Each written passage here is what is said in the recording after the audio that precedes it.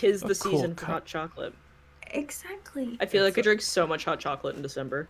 Me too. I got a bunch for a party I hosted on Monday, and I thought the girls would drink more, but a bunch of them were like, "Oh, thank you. I actually don't like hot chocolate." And I was like, "What is wrong with you guys? Are you even real children? What's wrong with you?" How do you not? How do you not like hot chocolate? Also, the stream went up, and I got an ad for McGruber. They're doing a McGruber series. That's just... McGruber? That's just McGruber? McGruber. From Saturday Night Live? What? Was it Saturday Night Live? It was a movie. Maybe it originated as Is an it SNL Fred movie. Armisen? No, not Fred Armisen. The other guy. As in Last Man on Earth. Is it him? Yeah, that's right. Apparently there's a new series for that. But I always remember McGruber as the really crappy movie that I took my now wife to on our first date. Nice. I'm glad that is the It story was not good. everyone heard tuning in to the podcast first. It was not a good movie. The life and times of Daniel's first date with his now wife. Best now husband ever. Good thing that I'm so charming because that movie was not Tubes. not gonna seal the deal.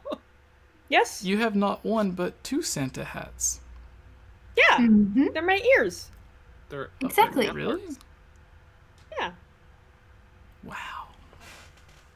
Jesse, did you know we have a super chat already? Jesse definitely has longer hair than me. That, like, I can't even contest that. He's always had longer hair than me, except for that one time he didn't, but then he immediately grew it back out. One time. So jealous. My hair's so bad right now, I'm literally about to cut it off. I blame my brother made me cut my hair for his wedding. And since it was his wedding, I agreed. But then E3 was like 2 weeks after. And it was just like, I'm surprised anyone recognized me. Like, I thought Daniel, for sure. You wore a shirt that said "Game Over Jesse" on it. Well, see, I thought you were going to, like, walk out of the kitchen and just forget what I looked like. So you'd see me with short hair and be like, imposter. And then just like, throw all the I knew just from his poutine at me. silhouette. Because for those who don't know, Jesse's like a giant man. He's like twice my height. He's very tall, yeah. Yeah. Also, N64 man. Oh, thank you for the $5 super chat. Yes, many appreciate. So, it's in the floor right now, but I have accumulated a ton of great questions for the mailbag, so we don't have to, if there's none in the live chat, we don't have to like struggle to get any or just talk about whatever until then. Because I'm doing, for like a Christmas giveaway thing, I'm doing a $50 eShop card giveaway. Is my webcam frozen on the stream? It is. I thought you it were looks just like I'm farting or something. You are. I thought you were just really good at being a robot. All right, so I guess we're all ready.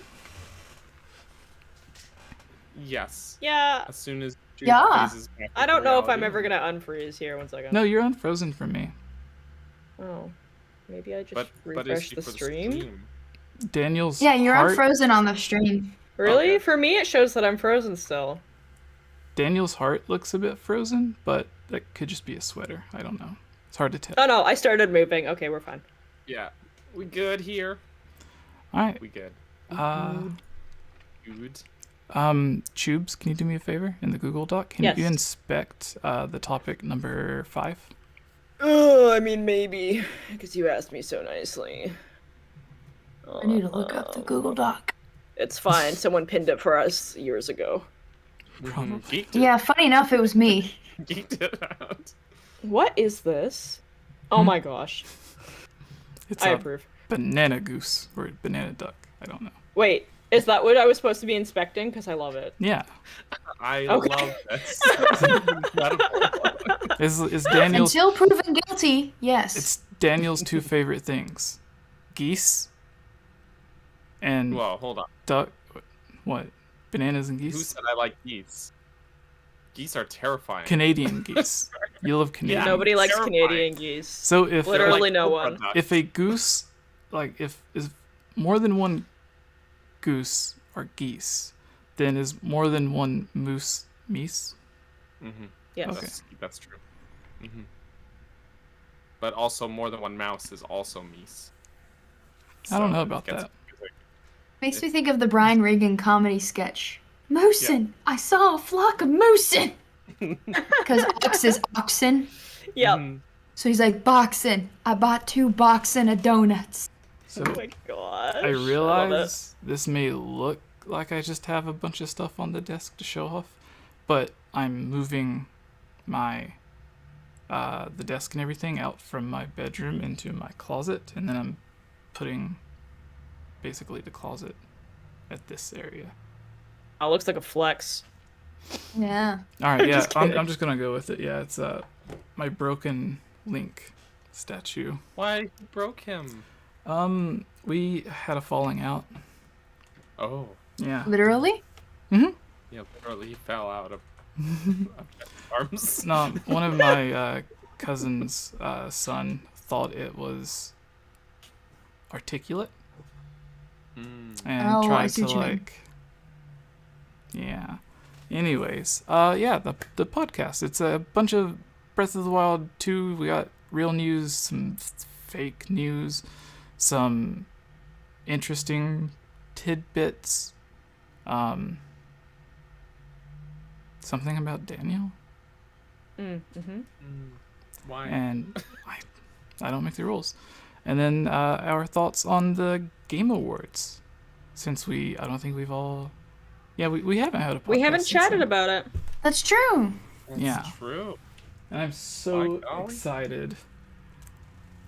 My man won. My man. That's true. It That's did right. win something. That's Yeah, right. It won game- Game of the Year in my heart. Yeah. No, I'm sorry. My woman won. Would be That's cor- right. Yes. Yes. None of us were gonna correct you. I was just going with it. I Yeah. forgot. Point. Yeah. So let's get started with this first piece of news from Yeah. Games Radar. Nintendo patents hint at new Breath of the Wild 2 mechanics. So, the first one, basically, well, they don't even have it on there, at least not for me. But, good news, I already did a video on this, You so did. I It have it was a good memorized. video. So basically, we have the time control stuff that was kind of hinted at, and it showed, but then there was still some confusion, like, is this going to happen anywhere, or is it just special events that you can like rewind and stuff like that, which in Breath of the Wild you could use Cryonis and freeze stuff, so I guess this is like taking it a step further with the rewind thing. But in the patents it also shows a little, almost like a magic bar, but it's a rewind bar, and I wonder if the same way that you upgrade your other abilities in Breath of the Wild to where like you can revive 1 or 2 more times or fill it up faster before there's a cooldown, if the Mhm. bar will get longer so you can rewind stuff further. And when you're falling in style, you can aim your bow or possibly other weapons, but for the image it just used a bow. So instead of Skyward Sword where you're just free falling, or Twilight Princess where you just get shot from a cannon and then you just hope you land where you're supposed to, apparently there's going to be combat while you're free falling, and I think it could make some interesting stuff go on. And that was one that we hadn't seen. And then just the other thing was the weird goo thing where he opens the goo portal and just like swims through solid objects. But it's only certain areas. Like it can't be too slanted or have spikes. It has to primarily be flat and not above a certain height. But it all looked cool. It gave really detailed reports on how exactly each mechanic worked, and it introduced me to the first time of patented gameplay mechanics, which I did not think was a thing, but I guess it makes sense. I mean, if you look at how other games are, and they've all kind of like someone came out with a mechanic, and they're like, "Wow, that's so cool!" Now it's in like every action game.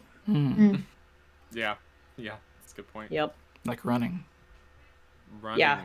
I can't think of the last time I played a game where you could not run.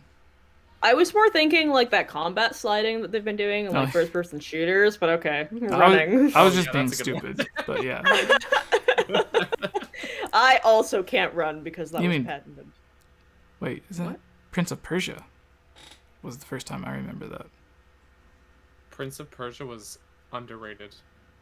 It's really good. Yeah. So Choops, what is your thoughts on all this? Are you dreaming of the days that you can play as Link falling from Sky Island, shooting loft wings or whatever? Yeah. I'm pretty stoked on it. I think that the way that they're going with the game, like Breath of the Wild is already such a like you can break that game pretty badly. So I think that people that do speed runs and like to hack the game are gonna have a lot of fun with those mechanics because I think there's gonna be some pretty fun ways to mess them up. But just in like general gameplay, yeah. It's good. I love new mechanics. I love being able to do new stuff. Being able to jump as Link was like innovative, so I That's true.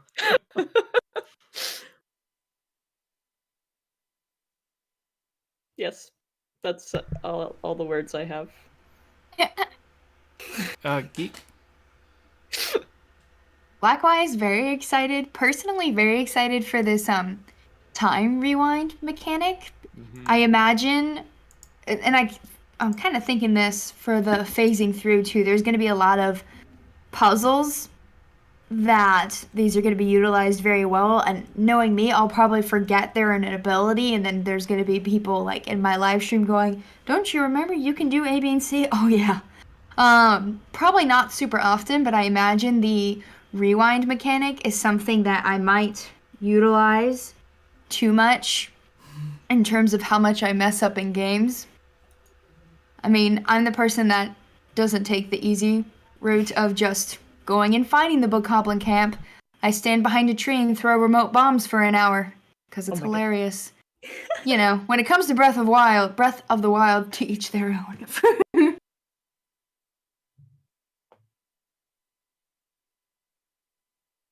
Mr. Banana Man? I'm done. Oh, good. Yeah, I mean, I'll echo what both Geek and Tube said. I mean, it's new abilities are always just really cool to see, and I mean, we already kind of got a glimpse of them in the trailer, so it's nothing too surprising there. But with the free falling thing, like it almost feels like an extension of like the bullet time shooting that's in Breath of the Wild already. So, which is already like really useful.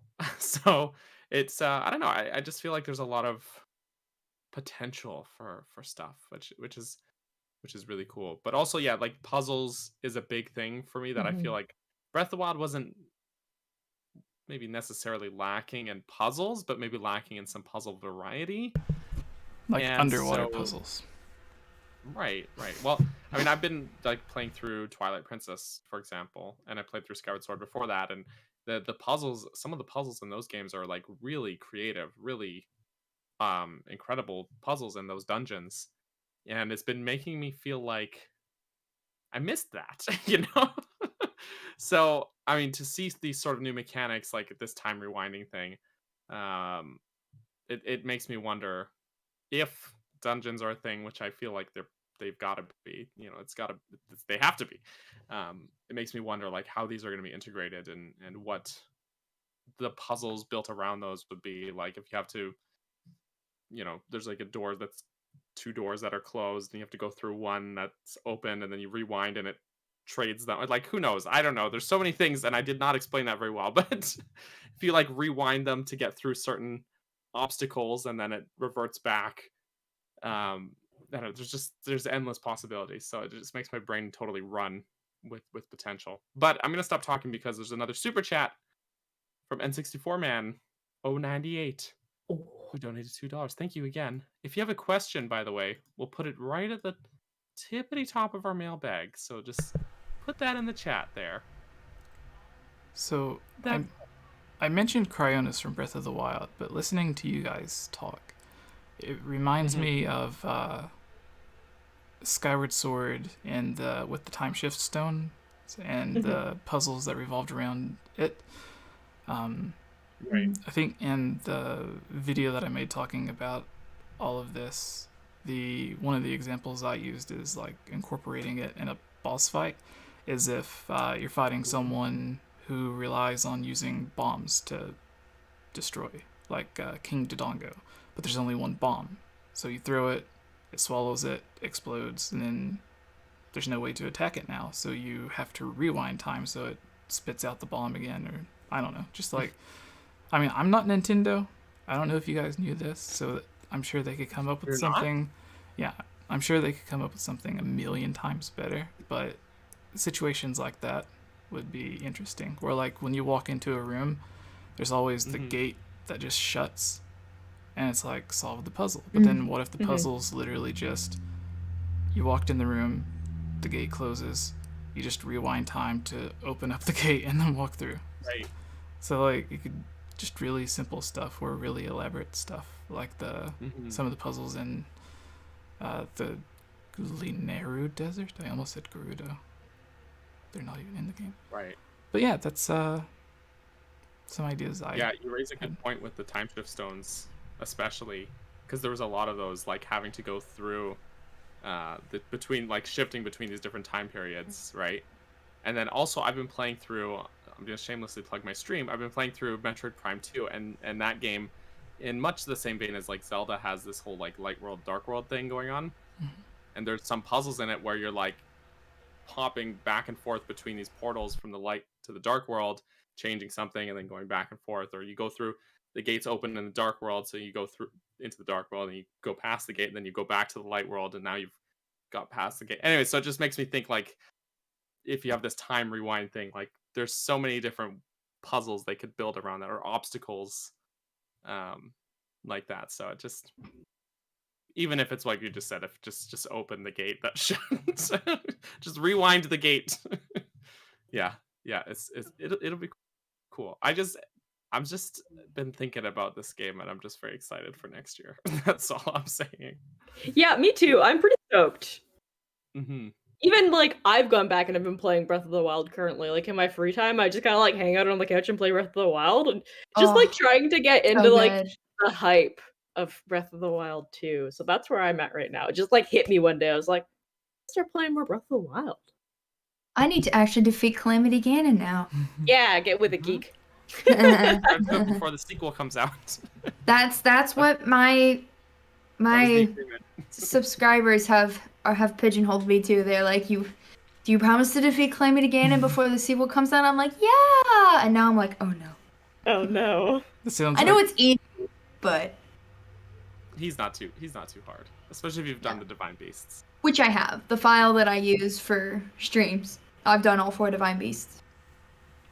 Just go load up on ancient arrows. And frankly. Yeah, and then get like a multi-shot bow and just go ham on him. There you go. There you go. There you go. Yeah, you mentioned your subscribers making you go through to try to beat Calamity Ganon. Reminds me of before we had Joe on one of the last podcasts, I was trying to force Daniel to play the DLC to Age of Calamity. Yeah, that's true. I've been playing it. It's good. It's good. There's more to it than I expected, actually. I was really surprised. I keep thinking, like, I was streaming it and I kept thinking, oh, this has got to be like the end of it. And then the little beacons kept popping up on the map and I'm like, wait, there's more missions? How many new things are there? There's a lot more to that DLC than I expected, honestly. I'm still not done it. So oh wow. Yeah. It's been like 4 streams that I've done with it, so like 3 hours a piece. Ooh, dang. Yeah. You know, the one and only time that I ever tried to stream Breath of the Wild, it was the most viewers I've ever had at the same time, but it was also the most I've been made fun of on a stream. I'm really bad at Breath of the Wild, guys. Me too. It was so funny. Oh no. Yeah, Those I- make fun streams, though. I'll be Yeah. honest. Yep. That's why I want people to watch my mom play Breath of the Wild. If I go Love a that. week or two I'd watch without that. playing Breath of the Wild, I always have to relearn the controls. So it's like I go to- legit Yeah. Yeah, I forgot how to play. I don't know how long it had been since I played, and I was playing, and I was like, I don't know what I'm doing. I feel a little embarrassed. Feel that. I will say that what's tricky is because of I'm streaming both. Like I've been ongoing streaming Breath of the Wild for like months, Ever. right? Mhm. Yeah, and now Poor I've been Greg. going back and forth between that and the Age of Calamity DLC, and the controls are pretty similar, but just different enough that I swear sometimes I get tripped up over the stupidest things, like just trying to target an enemy, and I like clicking the wrong thing, and I'm like, because they're, especially because you're like the same, you're in the same world, you're playing the same character, the visuals are all pretty consistent. They're just the controls are just different enough to like totally screw up my Yeah. muscle memory. You know, that muscle memory, it's brutal. And sort of the opposite of that, going from Breath of the Wild after only playing it for a month to at the time I remember I was trying to play Final Fantasy 15, and it's like you run across a giant rock or a hill and you're like, oh, I'll just climb over it. And it's like, no, you can't climb in every game. Like this isn't Spider-Man. But yeah, Daniel, do you want to take the second piece of news? The IGN Sure. concerning I'm Game sure. Awards. Yeah, I'm sure many people have heard this news already, but this particular article comes from My Nintendo News, but it comes from IGN. It's quoting IGN. But I'll read this here. So we're all dying to hear new information concerning the sequel to Breath of the Wild. Nintendo's schedule has the massive game down for 2022 release, but the Kyoto-based company hasn't spoken or shown any footage of the game for some time now, leading some to believe it could end up being a 2023 game. Although they kind of have said, like they keep posting on Twitter, they're like, this is our 2022 lineup, and it's on there.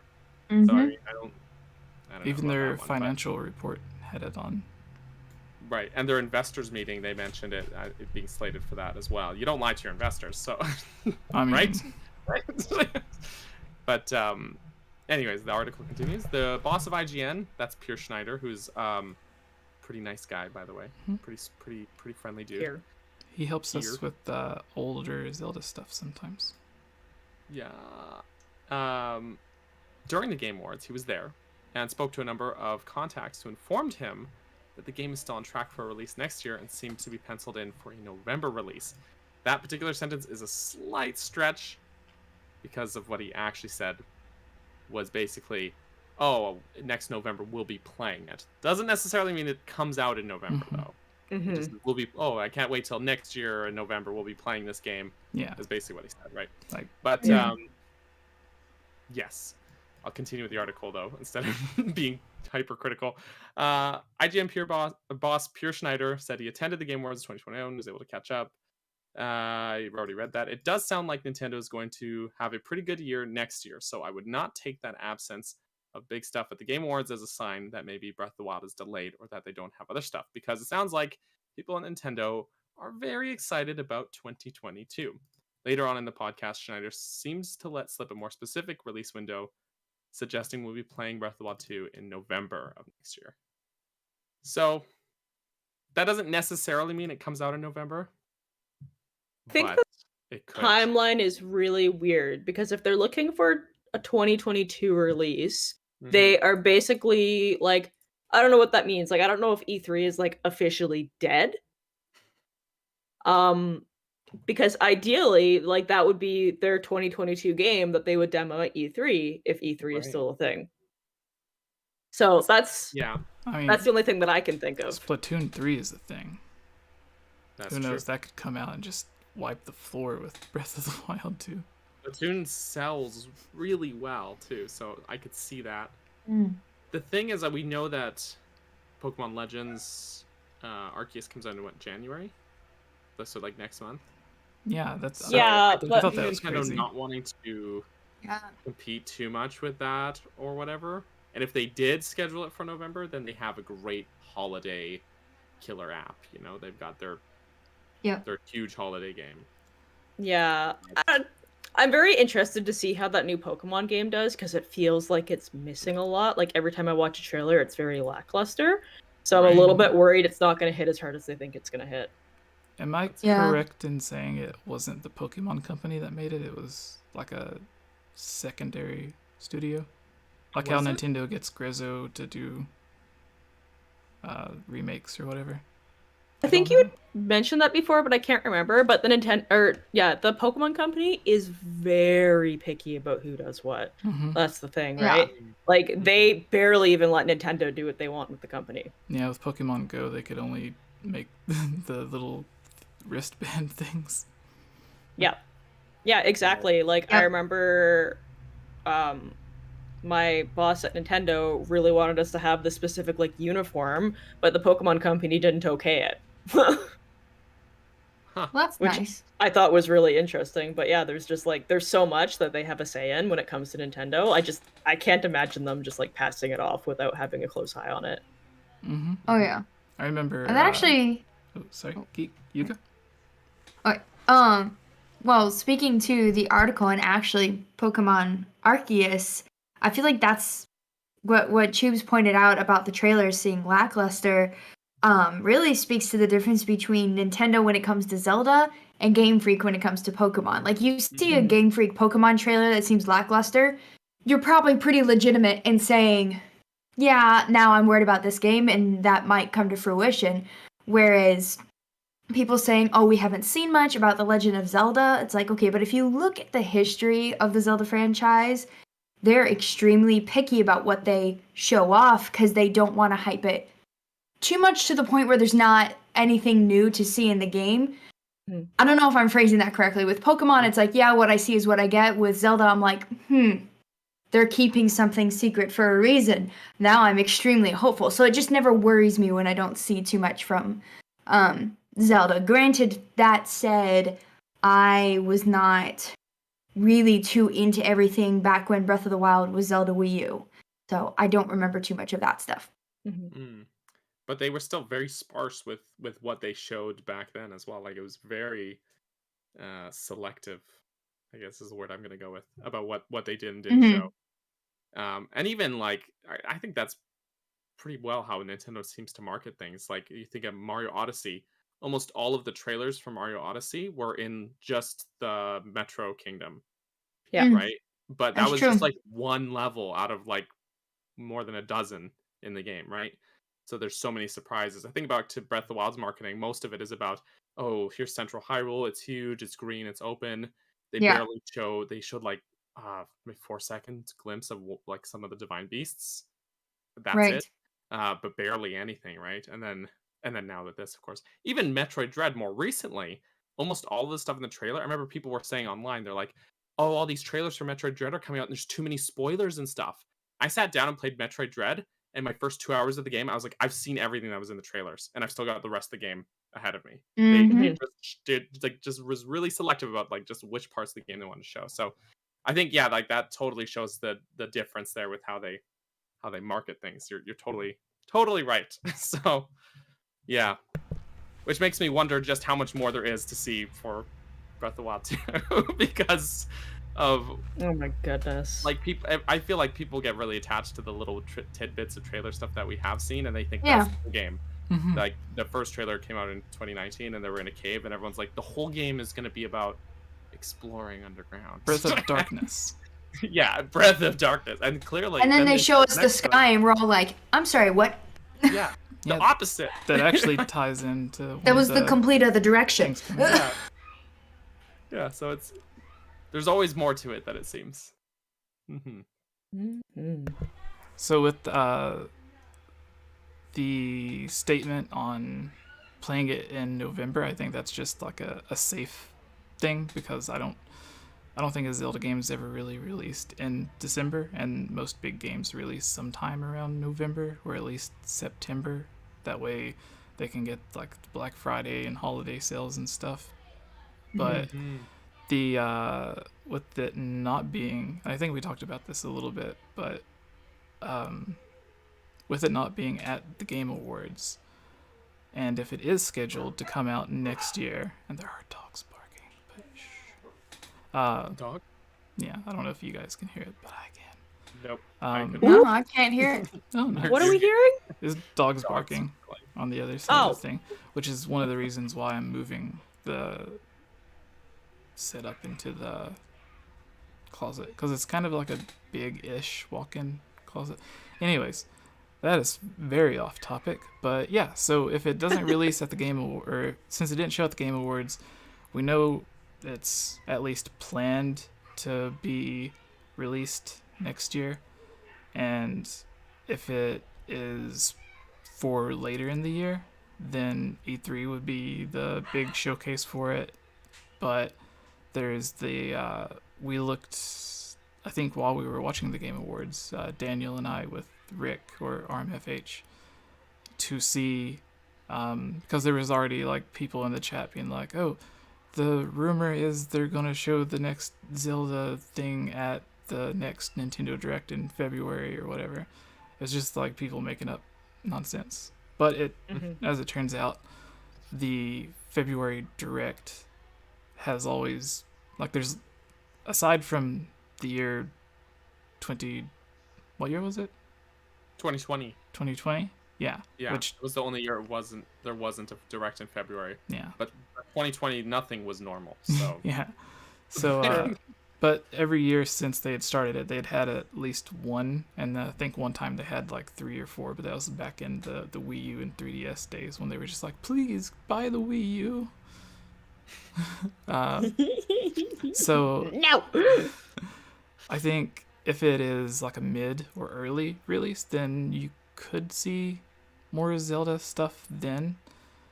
And then if it's a later release, then it would be around E3. So either way, if we don't see it at the February Direct, then I think it's most likely going to be shown at the E3. Yeah, the E3 Direct. Telling you, E3's dead. And I hope they do a thing like the Nintendo Tree Houses with the first Breath of the Wild, to where it was like 30 minutes of gameplay of like certain things. Like, here's the Great Plateau. Here's the Great Plateau again. Here's the Great Plateau with someone else playing.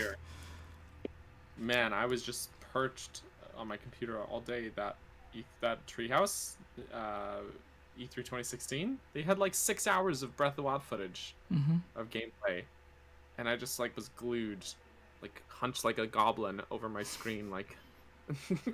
So I kind of slipped into one of the next topics, which was the February Direct. But to go back to the IGN thing, one of the you mentioned while you were reading the article that there was like a misinterpretation, I guess is the best way to say it, where they thought it was going to be, like, they just assumed, oh, we could play it in November, then it's going to release in November. But there were other articles that I found where it was just like completely mixing up the words, and then of course you got random people that just love to hate on IGN or question any kind of credibility.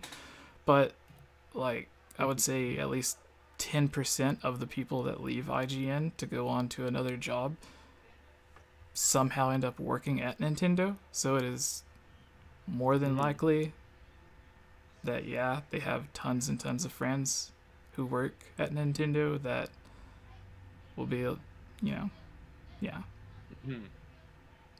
Not saying that people who work at IGN and go to Nintendo just leak out all the information they can, but who knows? And during that Treehouse, when I was researching for the video I made earlier,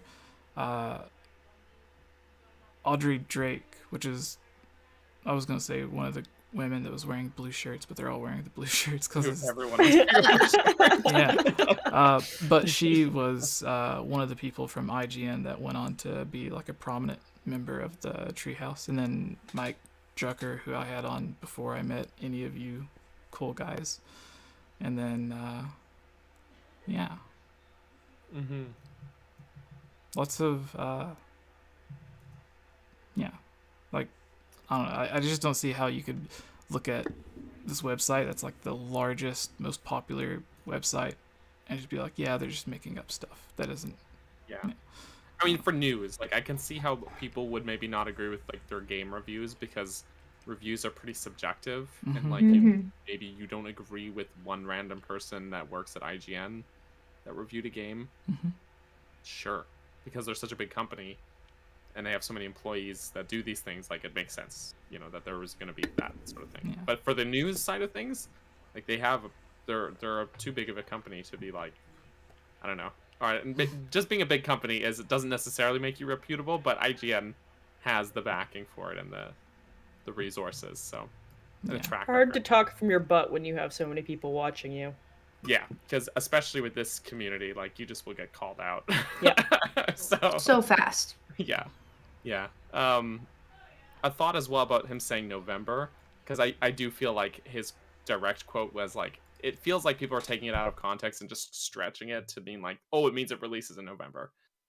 But like, it really could have been a blanket statement, because if it releases anytime during the year, it's not going to release in December, probably. No games really release in December, or not any big releases. So it's like almost like the safe statement to say, oh, we'll be playing it in November, because anytime before November it could release. I don't know. That's just my thought. It just that part feels like every other news outlet just like running with this tiny shred of info. I agree. Because it's clickbait. Yeah. It really is. Speaking of clickbait, Daniel, would you like to take the next one? You're calling me clickbait? No, or would one of you, Geek or Choops, would you like to? Burger has the baby on his head right now. He's like, he is a hat. Yeah, The that's baby my egg. Yeah. That's my egg. But, me mama's calling me. Me ma? Me mama. But Not me mom, me mama. Me mama.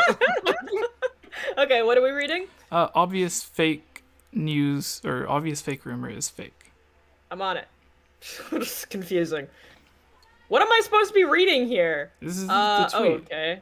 I'm Yeah, reading. it's a Okay. Twitter thread. So this is very official news coming from Twitter, straight from the source. You know that all the real news comes from Twitter. Marco Maro. Zelda Breath of the Wild sequel is coming to an end of development cycle very soon, so they should release the game next year with no delays, even if that means a December 2022 release. Light, Time, and Sky was some of the key names that were used in the development cycle. It will be the main event for the next E3. Oracle Remakes for 2023, and Wind Waker and Twilight Princess HD should be released before the end of summer next year. Or at least one of them, since I don't know if they're still planning to release both as a single pack. Who is this person? Exactly. Not someone with a good track record. So Who is this person? I actually covered his track record a bit on previous thing. He was the one who kept on saying he would post to be like, in 2019 Metroid Prime Trilogy is going to come, Wind Waker HD collector's bundle, and it didn't happen. And then it would be 6 months later, in 2020 this is going to happen, and this is going to, it's just like every time he gets it wrong he just changes it to like the next following 6 months.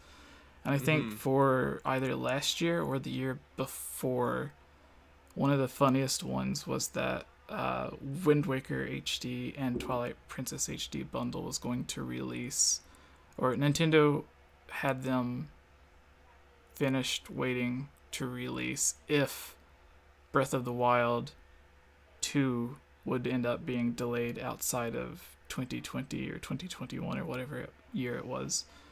And it's like, it can't be delayed outside of a year that it's not announced to be released for. That's true. And Delay a game if you never set a release date. yeah. Big brain move. That's the thing too, is I think this is the third or fourth time that they've listed a time, like a release window for the Oracle games that I've seen that I can think of, and like they just like, it just keeps not happening, so they just delete their old rumor and then just post the new one with the next year, the next date, and it's just like, just stop. this guy is the source of all those articles that you seen early this year talking about Oracle remakes coming. Like anytime a website would talk about it, like they were getting the quotes from him. But he would say like Oracle games were coming like every single year. Yeah. I mean, like, don't get me wrong, I'd be down for that. If they Right. did, but I really don't see it anytime too soon. Especially because those are Capcom games. Right? So there's that. And Wind Waker and Twilight Princess is a double pack? No. They're not going to do it. They're going to charge you full price for each one. Oh, heck yeah. If they did with Skyward Sword, why wouldn't they for Wind Waker and money. Twilight Princess? Right? Well, exactly. Because as they know, like, Wind Waker and Twilight Princess would guaranteed outsell Skyward Sword, right? Absolutely. In a heartbeat. Yeah. Why would you cut your revenue in half that way? Also, them saying that there will be no delays is like such a like, you can't say that. How do you know there You will be can't no predict delays? that. Yeah. No delays, even if it means releasing in December. Right? But like, what games? Well, first of all, what game releases in December? That never happened. But also, you can't say, like, Nintendo is such a way of what's the term? They upend the tea table. You know, like Aonuma will come in and just be like, we're gonna change all this. Make Link a dog now. And, Yeah, like, exactly. Just, like, totally upend the tea table. They'll totally just like that was Aonuma. start over or whatever. Aonuma. That's what I said. Did I say? I thought you said. Right. I don't know. Well, Miyamoto is usually the one they attribute up in the tea table to, but I imagine Aonuma is just as crazy. I've heard it for both of them. Okay. But yeah, so you never know. Like, they could just decide, you know what, I want to change a bunch of stuff. We're just gonna delay it. Like, and they can do that. It'll make the game better, right? So yeah. Yep. Yeah. But it's always good to sometimes like the delays suck, right? But it can be good because like that kind of thing, upending the tea table, can be good because it gives us things like Midna was the result of that. Because Miyamoto came in and said, well, looking at a dog's butt is boring, so we put a little thing on that rides on him. And now she's actually the protagonist. She's pretty much, right? She became the core of that game. Or Aonuma being like, wow, people really liked this random octopus enemy we put in the trailer. Let's make that the whole game. Yeah. So that's how we got Breath of the Wild. So yeah, anyways. And now, dogs. People want to pet dogs. People want to pet the dogs. Well, they've acknowledged they know we want to pet the dogs, so. If that's not a thing in Breath of the Wild 2, I'm going to be very concerned. In a state of total shock to everyone, one of the things you mentioned earlier, Daniel, about people seeing one specific thing from the trailer and then focusing all of their rumors or fake leaks on that one specific thing. Yeah. That's exactly what this leak did with the light and the time. Right. It's like, yeah, they showed us, like, he's falling from the sky. It's really bright. So, yeah, the light and then the hand glowing. So it's like you base it on light. But technically, almost every Zelda game has some sort of focus on light if it involves, like, the Triforce or whatever, because it's the glowing golden light or whatever. And then the other thing is, like, almost all of them as well. Yeah. You know, if you just look up, it's there. And what was Which... Oh, sorry, Geek. Sorry. That's 2 times now we've done that.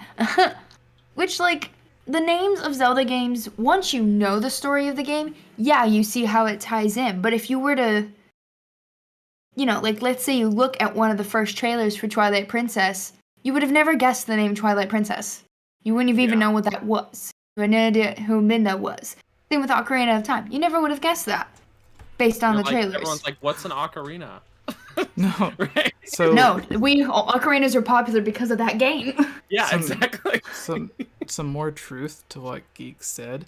When I was looking up all of those old interviews and stuff about Twilight Princess's beta at E3 and other stuff, there were tons and tons of interviewers like even after playing the beta and hearing the synopsis and everything, it was just like, so who is the Twilight Princess? And it's like, is it not obvious who, like the imp woman from the Twilight Realm could possibly be the Twilight Princess? She's in the next room. She's taking a nap right now. Oh yeah. I remember seeing old trailers for that game back in 2004, 2005, and thinking it's Zelda because like they have the way they framed the trailer. You know, you have like Twilight and all the bad stuff happening, And she is a princess. and then you have Zelda there, and she's like wearing her like cloak and stuff, right? And she's all like doing the dramatic turn from the window. It's just like, yeah. And then they totally pulled the rug out from under. Midna even called Zelda Twilight Princess in the game. Yes. Yeah. But then, yeah, they totally just pulled the rug out from under you there with that. So, plot twist. You never know. The other Thanks, Nintendo. The other thing mentioned is, was it Light Time? Was there a third? Sky. Sky. Yeah. So The title of the game is going to be The Legend of Zelda: Time of the Light Sky. yeah. Well, no, it's like every like you see the sky, you say it's going to be based on the sky or whatever, and then time, where in a way that would, if it wasn't just based off of what we've seen in the trailer, you could say that would just be like based off of an educated guess, because most Zelda games have something to do with time. Mm-hmm. So it just seems like you're the person picking the most obvious stuff. Just like when the first trailer came out, everyone's like, it's going to be Breath of Darkness, or it's going to be Curse of blah blah blah, or something. Death of the Wild. Yeah, and then as soon as the next trailer comes and it's the exact opposite, where instead of dark underground caves, it's really bright up above. Yeah. Here's a thought. Maybe the game will be nuanced and have more than one theme and more than one element for you all to get like attached to. Almost like a well-rounded game. Yeah, maybe. It reminds me of when there was like those early Breath of the Wild trailers and everyone latched onto the theory. I'm guilty of this too. The theory of this being like a link from a previous game because of that one line where Zelda's like, "You must shine light on Hyrule once again." Yeah. And everyone's like, "Oh my god, this is Link from Ocarina of Time. He's back." It wasn't. So I think we just. In case anyone didn't figure that out. Yeah, exactly. How many years later? Almost 5 years later. To be fair, I thought it made like perfect sense at the time. Because they just introduced the hero that failed and died, and this hero was being revived. So it kind of made sense. Yeah. But I don't know. Which you wonder if they knew that when they did that. Like, oh, these people that made us give them a timeline, we're going to do this now. You never know. But I mean, and people had well put together theories about it for sure, and theories are half the fun of all this, right? So there's no hate to that. But like, just it's almost like a friendly reminder that's like we can't get too stuck on the details, because in some ways Nintendo's not stuck on the details with that stuff. They want to throw the like established conventions out the window and just do what's cool, what's fun. So that's their goal. Make it fun to play. Yeah. Yeah. Almost like it's a game that you want to have fun playing. Almost. Kind of on that though, like if they had directly been connecting all of these games, I feel like they would probably get bored of making these games. True. Yeah, because they'd be so locked down. Exactly. They wouldn't have any freedom, and it would just feel really linear, and I feel like things would be really predictable. And there'd be less theories to make, honestly. I mean, how many super loose theories have we all bought into or made up with absolutely zero evidence just because it's fun? Like the Which, of course, guy. you have to recognize that you're just making it up, but still. Yeah. All of you would be without a hobby. Come on. Yeah. Like my theory of the sea item guy in Ocarina of Time, the one that begs you for anything that you can sell him with, like, that you can put in a bottle with the C button. In Kakariko Village, is the brother of Ganondorf. What? Yeah.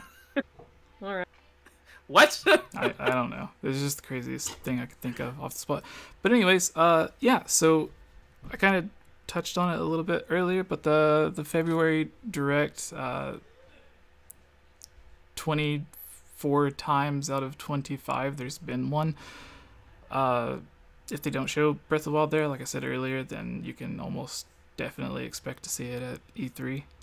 But aside from Breath of the Wild, is there anything...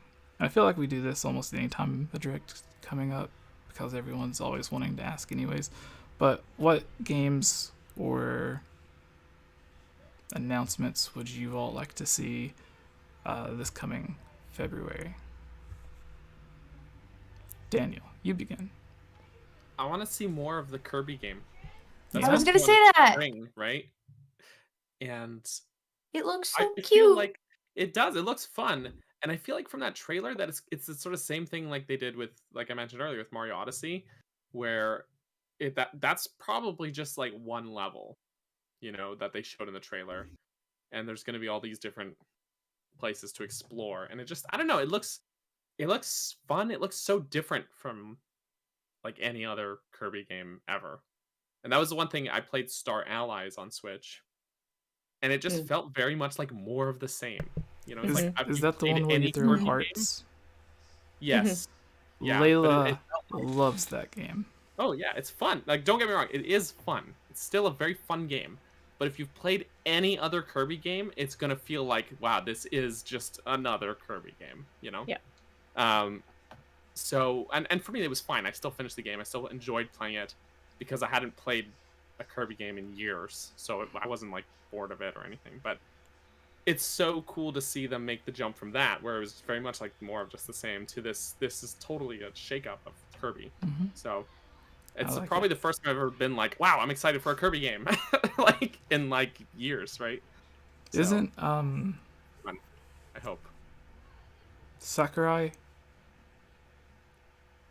He is Kirby's papa. Yeah, he was the lead director guy from that team, which is why, like, in the new Smash Bros, like the first trailer, it was Kirby that was flying by himself to stop the main bad guy. Maybe. Yeah, but yeah, I wonder if he has anything to do with it. I don't know if Sakurai's still even working on Kirby because he's been so busy with Smash, right? He's probably taking a big nap. He deserves it. Yeah, he does. He worked too hard. So. He needs to sleep for 100 years. He probably look the same. Oh my gosh. Yeah. He has those good genes. Those good aging genes. But yeah, I want to see some Kirby and whatever the next Next Okay. Mario. Yes. I was want literally Mario. I was just gonna say that because I was thinking about how Bowser's Fury felt so good. It felt like they were going this very cool direction that was kind of Odyssey-esque. And then we just never saw more of that, and that's what I want. I agree. Yeah, and actually that's kind of what made me think of it too, because spoilers for a video that comes out tomorrow that Chub and I worked on. But I was talking about Bowser's Fury, and I was thinking about it, and it's like, it feels like a proof of concept for how open world Mario could really work, right? And it's so good. It's so refined, and it's totally like a fusion of Odyssey and 3D World. Like those two gameplay styles, like married. Was it? No, I don't remember. Which podcast was it?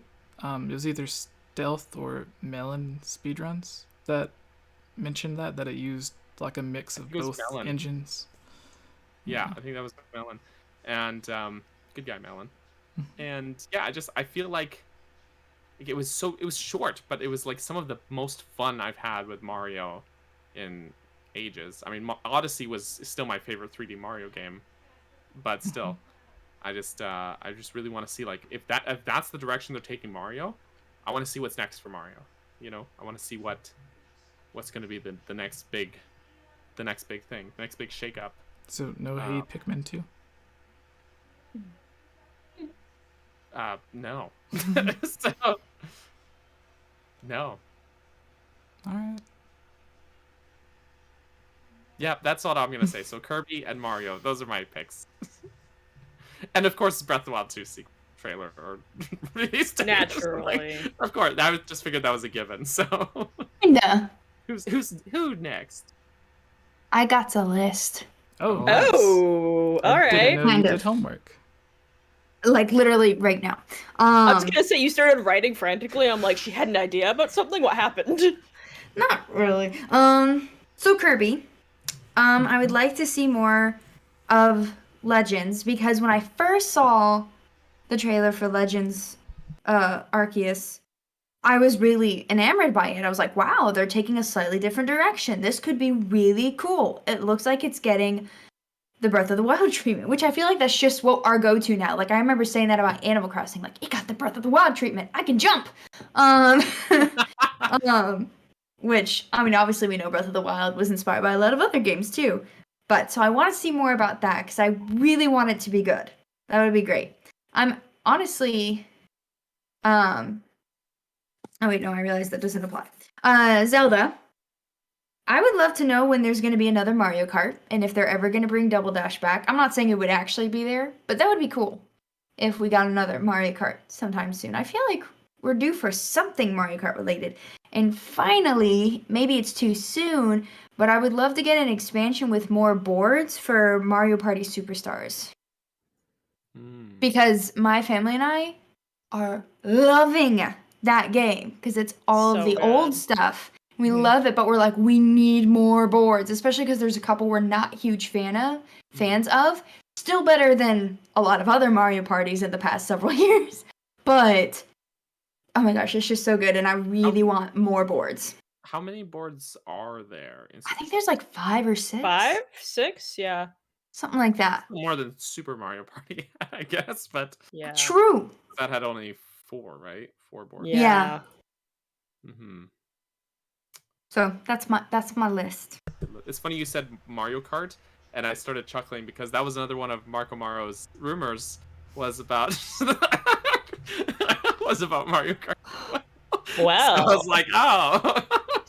I think I feel like he's listing a lot of stuff that I'm like, dude, I would love that. But Yeah. where are you getting this as a possible leak?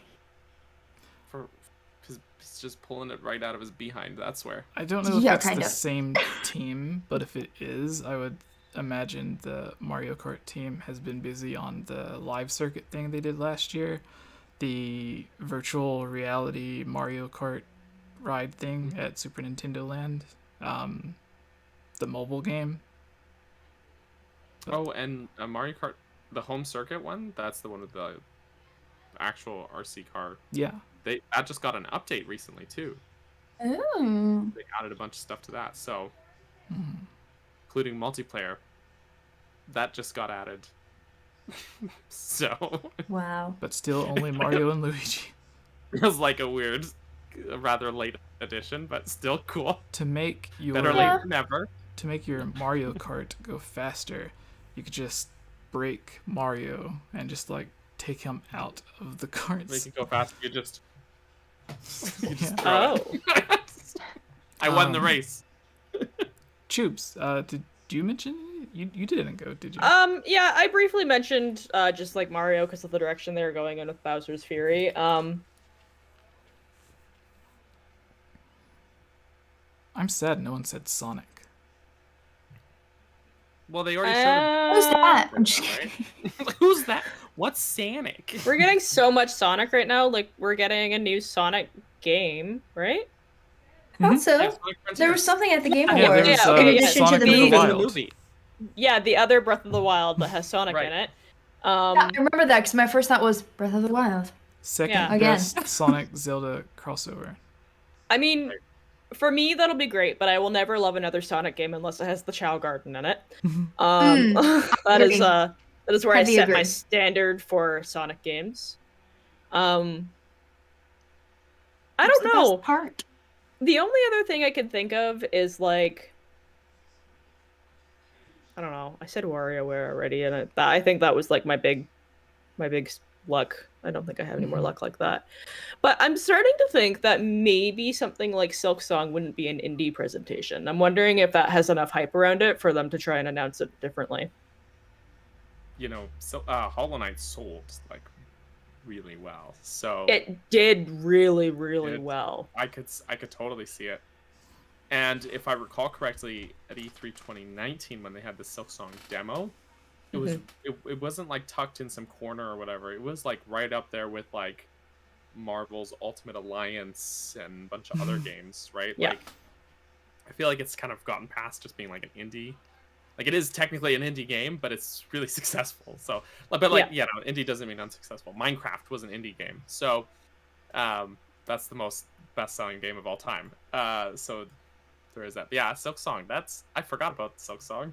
Yeah, that's That would something be that's lovely. still very like front of mind for me. Like, I know we just had the indie showcase, and I didn't really expect them to show it there, but that's because I just feel like the gravity of this game is so big. I don't think that they can just announce it at an indie showcase. But Yeah, that's the only thing that I can think of. it would definitely overshadow everything else at an indie showcase. Yeah, And, like, absolutely. I would feel bad because those indie worlds are a great time for those unknown developers to like have the spotlight, you know? Yeah. So yeah. Yeah, I think exactly, like, especially for, like, you know, those independent developers, like, they work so hard, and to have their game put on the Nintendo Switch is such a big opportunity. Like, it would suck to have that overshadowed by another independent company that has already come on top, right? Yeah, it looks like Switch is the only console that it's coming to. Like, it's coming to Windows, PC, Mac OS, Linux, and Nintendo Switch. So no Xbox or PlayStation. So maybe Nintendo does have some sort of partnership with them. Maybe. Thinking back again, E3 2019, that's where Yeah, it was the only demo they had of Silksong at E3 that I can think of was at the Nintendo booth as well. Because the first one was on PlayStation 4 and Xbox One, as well as all the others mentioned. So whatever happened, they decided not to go with any of the other people. I'm willing to bet it's just because it sold really well on Switch and Steam. Probably. I think those were the biggest spots where they actually sold the game, and they probably just want to double down on those markets, right? Hollow Knight was good, man. It's so good. It's so good that I still haven't beaten it, because every time I pick it up, I get lost all over again. I will say, like, that's kind of what I love about it. I remember I just really love games where I get lost. Like, I love getting just totally lost, which sounds like backwards, like frustrating. Yeah, like people would be like, what? But like, I love it. It's so immersive. Like, some of my fondest memories of games are just totally getting lost in the early hours of Hollow Knight, just like wandering around and just being like, where am I supposed to go? What am I doing? And then it's like picking apart a tangled knot, you know? And it's like you're picking it apart and you're like, oh, what the heck is all this stuff? But then once you get the end of it and then it starts to unravel, it's just so satisfying, you know? And me trying to untangle my headphones. Yeah, it's like that though. And then once it starts to come, you know, like once it starts to come apart, it's great. It feels good.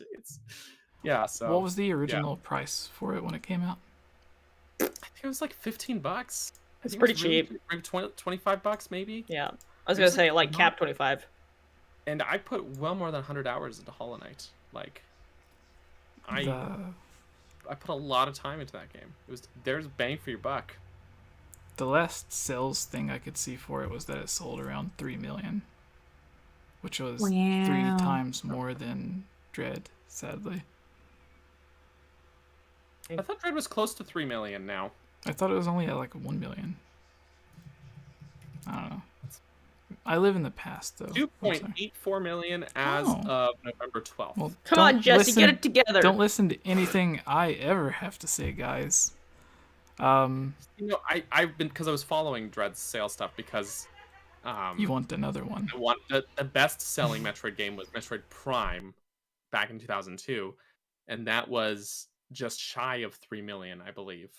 And so people are like, is this going to be like the best-selling Metroid game? And it almost, I think it hit like Prime's sales figures. It's Metroid Prime's lifetime sales in the first like month, which is great. So good on. I love that game. It's also more impressive for Metroid Prime because the GameCube was one of the least selling Nintendo consoles until the Wii U came out. But anyways, for my answer, I'm going to take some inspiration from the tubes and say I want Super Wario Odyssey. What? I'm gonna go pour my tea. You drove her away. I'm sorry. I don't know what to do with that. Wario? I mean, no, I don't have it here. There was the one Super Mario game on Game Boy that was called Super Mario, but you played as Wario. Are you sure it was called Super Mario? I think so. It was like Super Mario Bros. Something Wario Land or something like that. I don't know. Maybe I'm just full of nonsense today. Maybe nothing I've said this entire podcast is real. I don't know. Yeah. Well, so that actually just made me think, and this is gonna disappoint a lot of people. I made it through, I think, like 4 worlds in Mario Odyssey, and then I was tight on money last month. I sold it for $25. Could have gotten more for it. So the next thing. Not in my area. People are pretty cheap in my area. Oh. Maybe I'm just looking in the wrong place. I always like, I'm scoping on like collectors circles and stuff like that, and like there's some people who just like overcharge, and I'm like, you've got to be out of your mind if you think people are gonna pay that much for some of these video games. Like, Oh yeah, no, this was on Facebook Market. yeah. Oh. Well, that's where I scope things out too, and it's like, I was you really right. think people are gonna pay like $100 for this thing that retails at 80, like, and it's 3 years old? Like, yeah, just people are nuts. Which Anyway. game are you talking about? Just the variety. Mario Odyssey. I Oh, sold my Mario Odyssey. I wanted Twilight Princess HD, and it was like $150 at the game shop I was in. What? Yeah, and that's more than it retailed for. What Yeah, the and- heck? You said it didn't even have the amiibo. Wait, right? this is No. Canadian money, right? No. Yeah, That's this right. is So Canadian money. It retailed. But that's still Yeah. still a lot $80 more. Canadian, and it came with the amiibo. Right? That And makes you're charging- no sense. $150 for it. That's bonkers. That's I know, completely and I'm unreal. like, When was this? yeah. This was like a month ago. Yeah, it 'cause- wasn't that long. No. I feel like a I few got months mine ago. for like $30. That's reasonable because it's an old game. It's it came out in Exactly. 2016. The Clearly- HD version. I need to go to GameStop and not this weird local video game store. Sorry, local video game store. So I got mine from Amazon, I think. Walmart, I swear I remember walking in to the Nintendo aisle, and it's like the same. It just looked like someone threw it on the ground and stomped on it, but it's just like the same Twilight Princess HD box with the amiibo. It was always discounted. No one ever bought it. Now I wonder what happened to it. I'd have bought it. Like if it was a box I was gonna open, sure. If the box is damaged, I'll buy it. If it's one of, if it wasn't, Yeah. if I wasn't planning to open it, that's a different story. That's a life lesson from Toy Story. Always open the box. Is that a life lesson from? What do you Toy mean Story always open 2. the box? Like, Because I don't know. in Toy Story 2, None of- they were trying to imprison them in the box. None of Ferguson's amiibos, like, there's a lot I of have- trapped toys back there. I have not opened So- many boxes. Two things. One, Ferguson's prison. in the chat, people are saying Super Mario Land 2. So yes, the Wario game was named Mario. Okay. And two, Tubes, what do you think about the Game Awards? Is that where we're at right now? Yeah, I think that's where we're at now. last topic. Great segue. Just wanted to touch base quickly. Matt Frey mentioned Wario Land. Great game. Would be really happy if they did one of those again. Game Awards, you know? That was the longest 3 hours of my life. I don't know why I sat through it. All it did was make me realize that I am so out of tune with video games this year. 2021, what the heck? I don't think I played a single video game, unless it was Nintendo related or Psychonauts. I was honestly a little bit bummed that Psychonauts didn't win any awards, because we're talking about a game that was basically funded through a Kickstarter. It was well anticipated and kind of broke my heart, because it's one of those games that's very like near and dear to me. But I was happy to see it up there anyways and like nominated. Wait, which game? Sorry, What? which game? Psychonauts 2. It's like, oh yeah, sorry. You said that and my brain just He turned off. It was like, bam. didn't work. Yeah, and also just like I was a little bit bothered by just how many like movie previews and stuff there were. Like, this was the Game Awards. I didn't come here to watch trailers for movies and TV shows. I came here to, listen to people talk about video games. And there was just so much weird filler in it this year, and it was very strange. And then when it ended, it just ended. It happened so fast. It was just like I got up to go do something and came back and it was over. And I was like, what happened?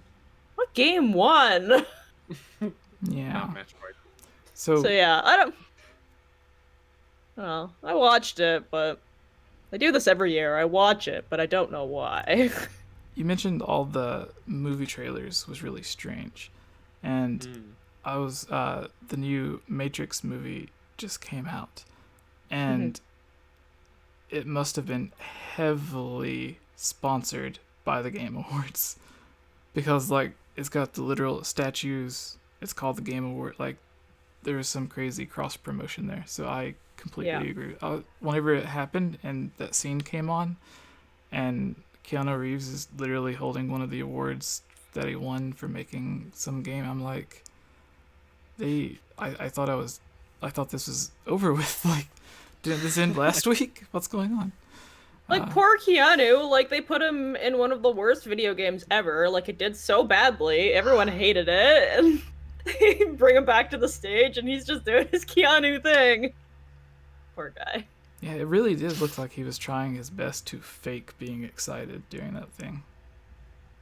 Yeah, like, he's just such a nice guy. When he was in 2019, when he was in the Cyberpunk game, he was so hyped. Yeah, but then this time he's just like, it looks like he hasn't slept for a few days, and someone woke him up as like he was starting to nod off finally. Isn't that just how Keanu looks though? Maybe. Geek, what were your thoughts? You did your own live stream.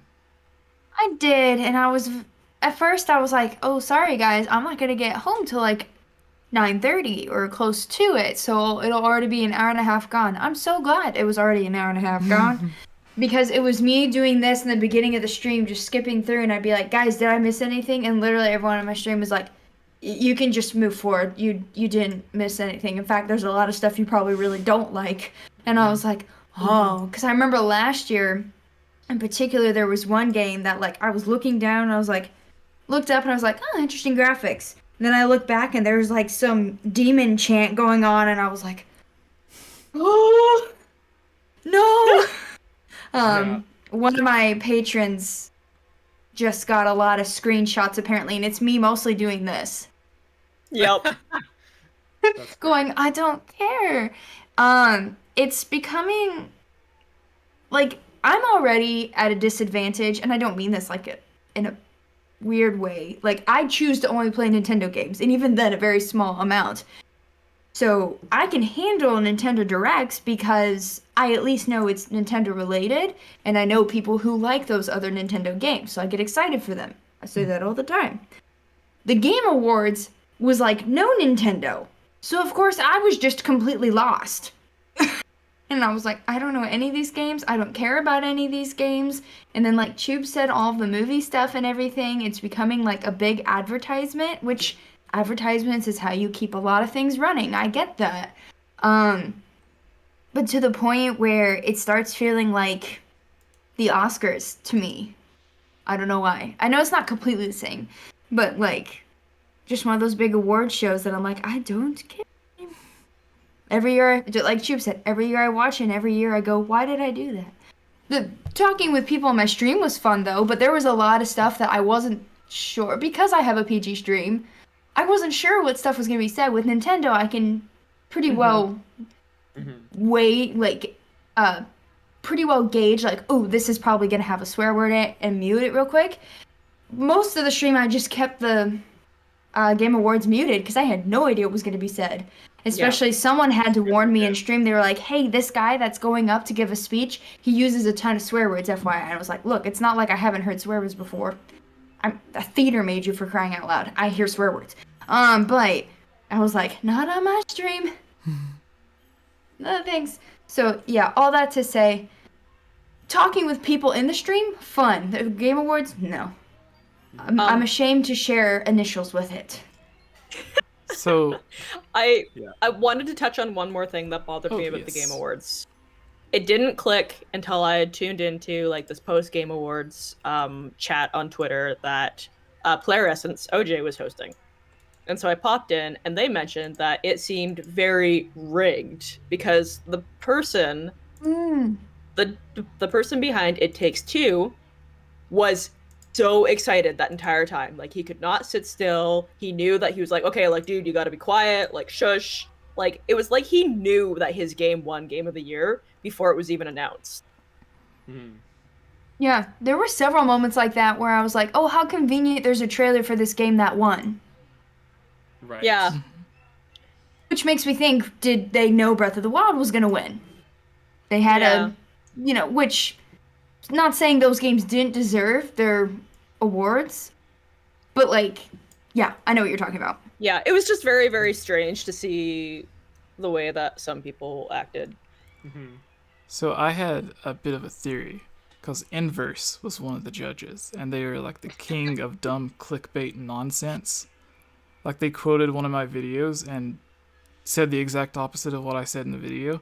So someone so inept on the judge team, I went into this thinking it was already going to be crazy, but then it ended up being so boring that while I was live streaming it with Daniel and Rick, I actually tuned in to Geek's live stream just to watch her because the actual thing was so boring.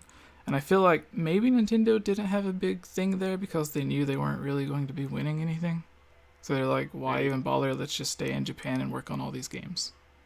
Well, so like Joseph Stewart saying in the chat, like, it is cheaper for them to do a direct than it would be for them to be in the Game Awards. That's true. And they'll honestly get a better turnout and better reception. Yeah. But Reggie was there. Reggie That was the one highlight. Yeah, Reggie's what I look forward to every year. Yeah. Couple of notes. One is, Geek, you mentioned you kept it muted, and it's good that you did, because I'll tell you, I mean, this is supposed to be like this big thing, and they know people are going to stream it. I got hit with so many copyright strikes. So did I, for visuals. For visuals, oh, gee, I don't even know what it was. I kept, and I've, it's been about 6 times I've gone in and trimmed out the copyright strike segments of that stream, and then get hit by another copyright strike. And it's ridiculous. And it's like, don't show that, like, you know that these are what people are going to do. You have programs for people to do this kind of stuff. Like, you encourage it even online, and then you show a bunch of stuff. And like, okay, if Warner Brothers wants to copyright strike me for the Matrix trailer that they showed, that's their right. I get that. But if you're going to host an event where you're going to encourage people to stream it, you're going to have all the hosting services, you're going to have partner streaming, co-streaming, all this stuff. Don't show stuff that is gonna basically paint a target on all these channels, but you know, you're putting everyone in the crosshairs. Regarding Nintendo, though, I was not expecting for a moment that they were gonna show announcements. Honestly, wasn't, and I never thought that was gonna be the case. And I'm not mad that they didn't either, because Nintendo Directs are when they show stuff. It's the Game Awards are not E3. Yes, they've shown some of the Game Awards before. I'm not saying it's never possible. It just wasn't my expectation. So I don't hold it against Nintendo for no showing, anything like that. My issue with the Game Awards is the Game Awards themselves just weren't that good. Not just because Dread didn't win. I think it should have. But not just because of that, but because it's like, okay, so probably better articulated than what I could say is I watched a video that actually our friend Nintendo Prime did, him and RGT85, who is also a bit crass sometimes, but he's a pretty good creator. and they were talking about the Game Awards post the show. And what RGT was saying was, he's like, he apparently had the chance to talk to Jeff Keighley, and he gave Jeff a bit of an earful and was like, we're not here for Hollywood. Hollywood is already filthy rich. They have all these mediums of advertising. You don't need to bring in all of these Hollywood actors to present your awards and do these little bits that are really cheesy and not fun. You don't need to show your movie trailers. This isn't the Oscars. This is not the movie awards. These are the game awards. And it should be around gaming, especially because right now the gaming industry is bigger than Hollywood.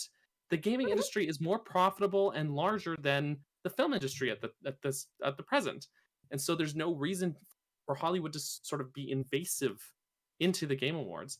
And I like my movies. I like that Simu Liu was there and Ming-Na Wen, and I could recognize them, and I was like, oh wow, that's great. And Ming-Na Wen ages even better than Keanu Reeves.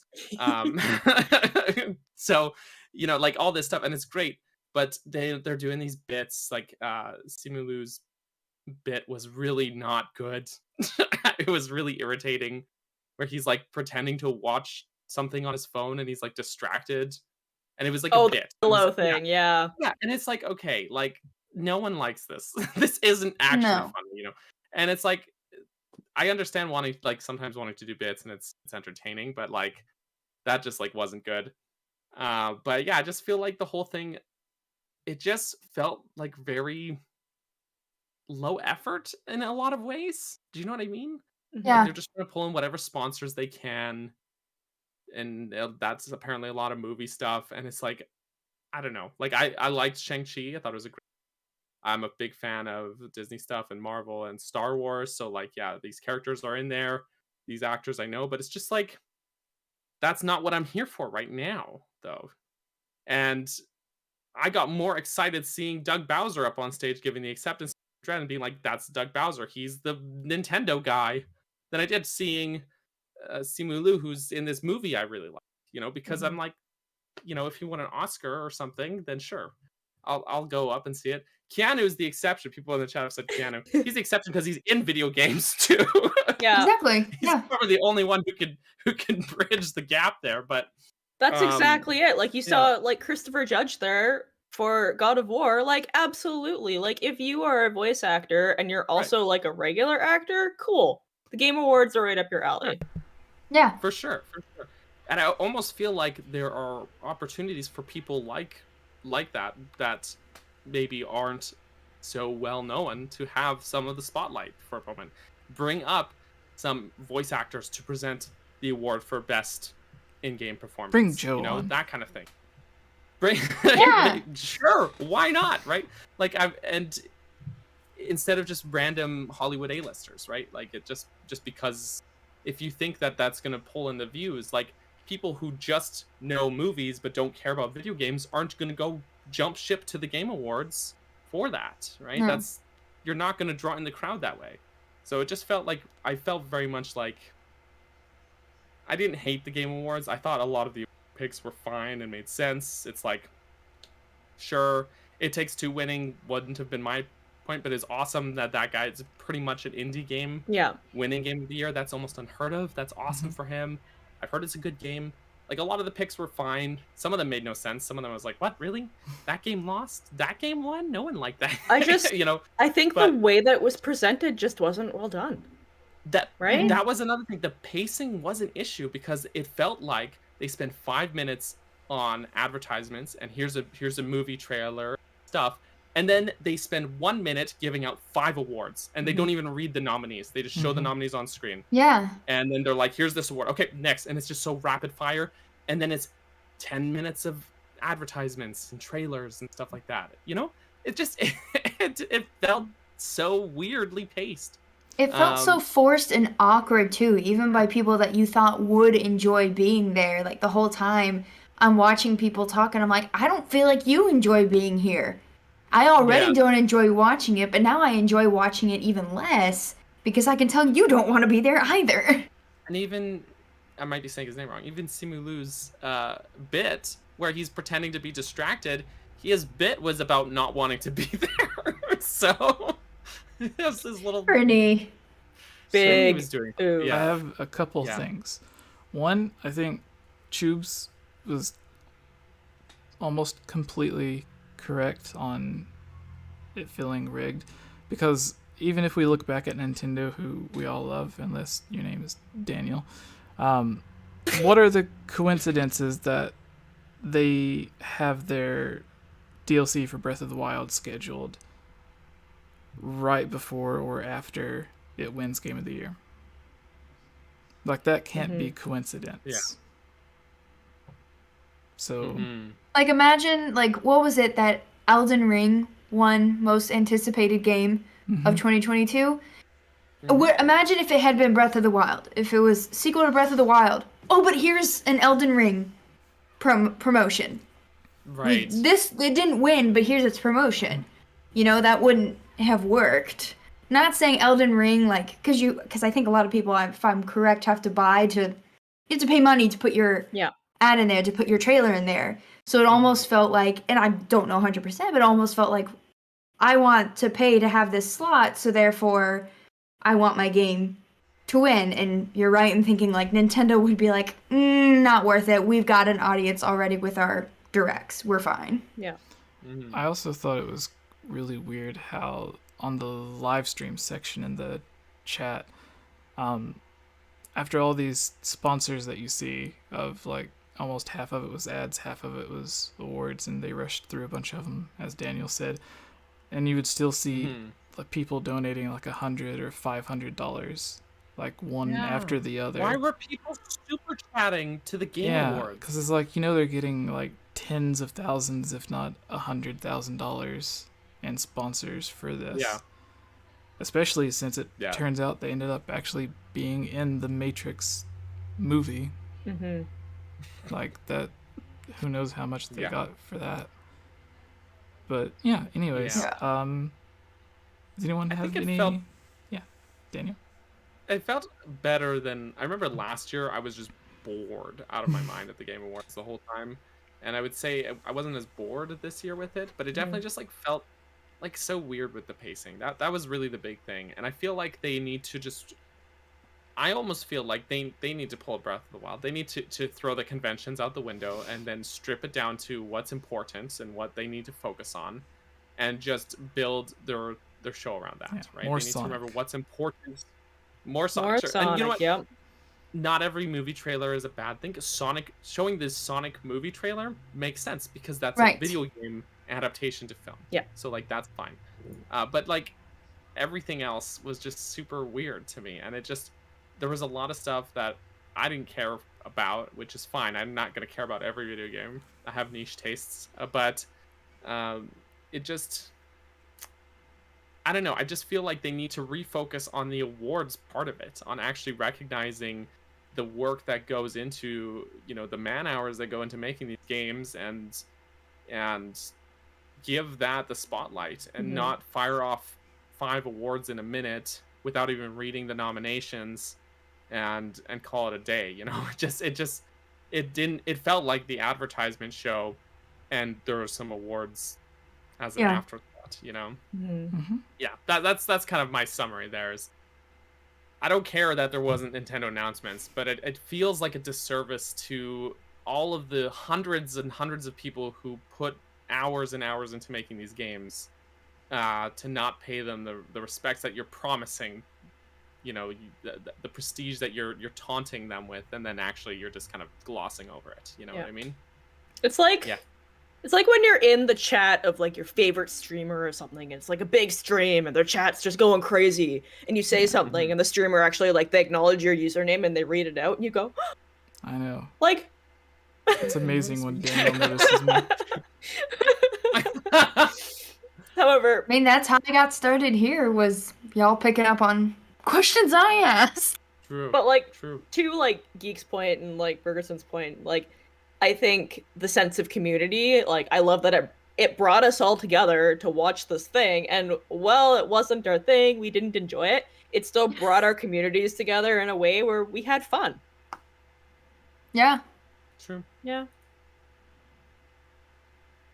Silver My stream lining. got so many copyright strikes. Yes, mine too. Oh, $2 super chat. Beware Oh. Fu the eye of Fu. the Yiga. Okay, yeah. Beware. Did the Oh, Yiga thank you, call Natsu. you? We'll take that. No. Red Solo Cup.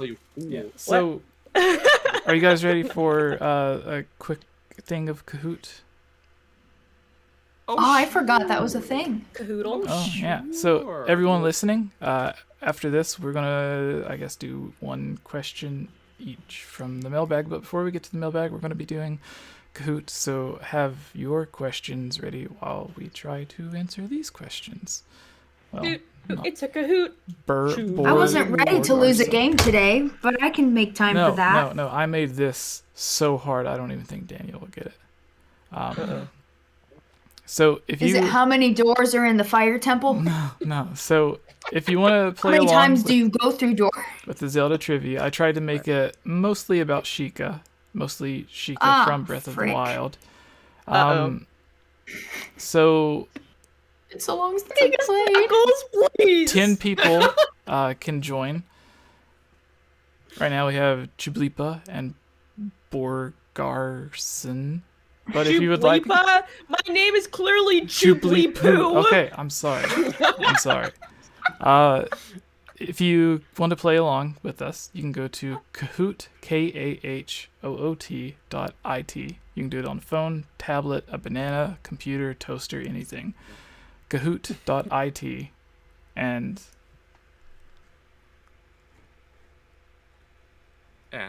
well, I'm gonna post it in the chat because some people are ahead of other people, and I don't want there to be like an unfair thing. Oh, Natsu said. I never realized until we were streaming and I was taking a drink out of this cup. This is a big cup. This is a big cup of tea. Bigger than my face. Yummy. So I'm posting the code in the live chat, so it should appear for everyone at the same time.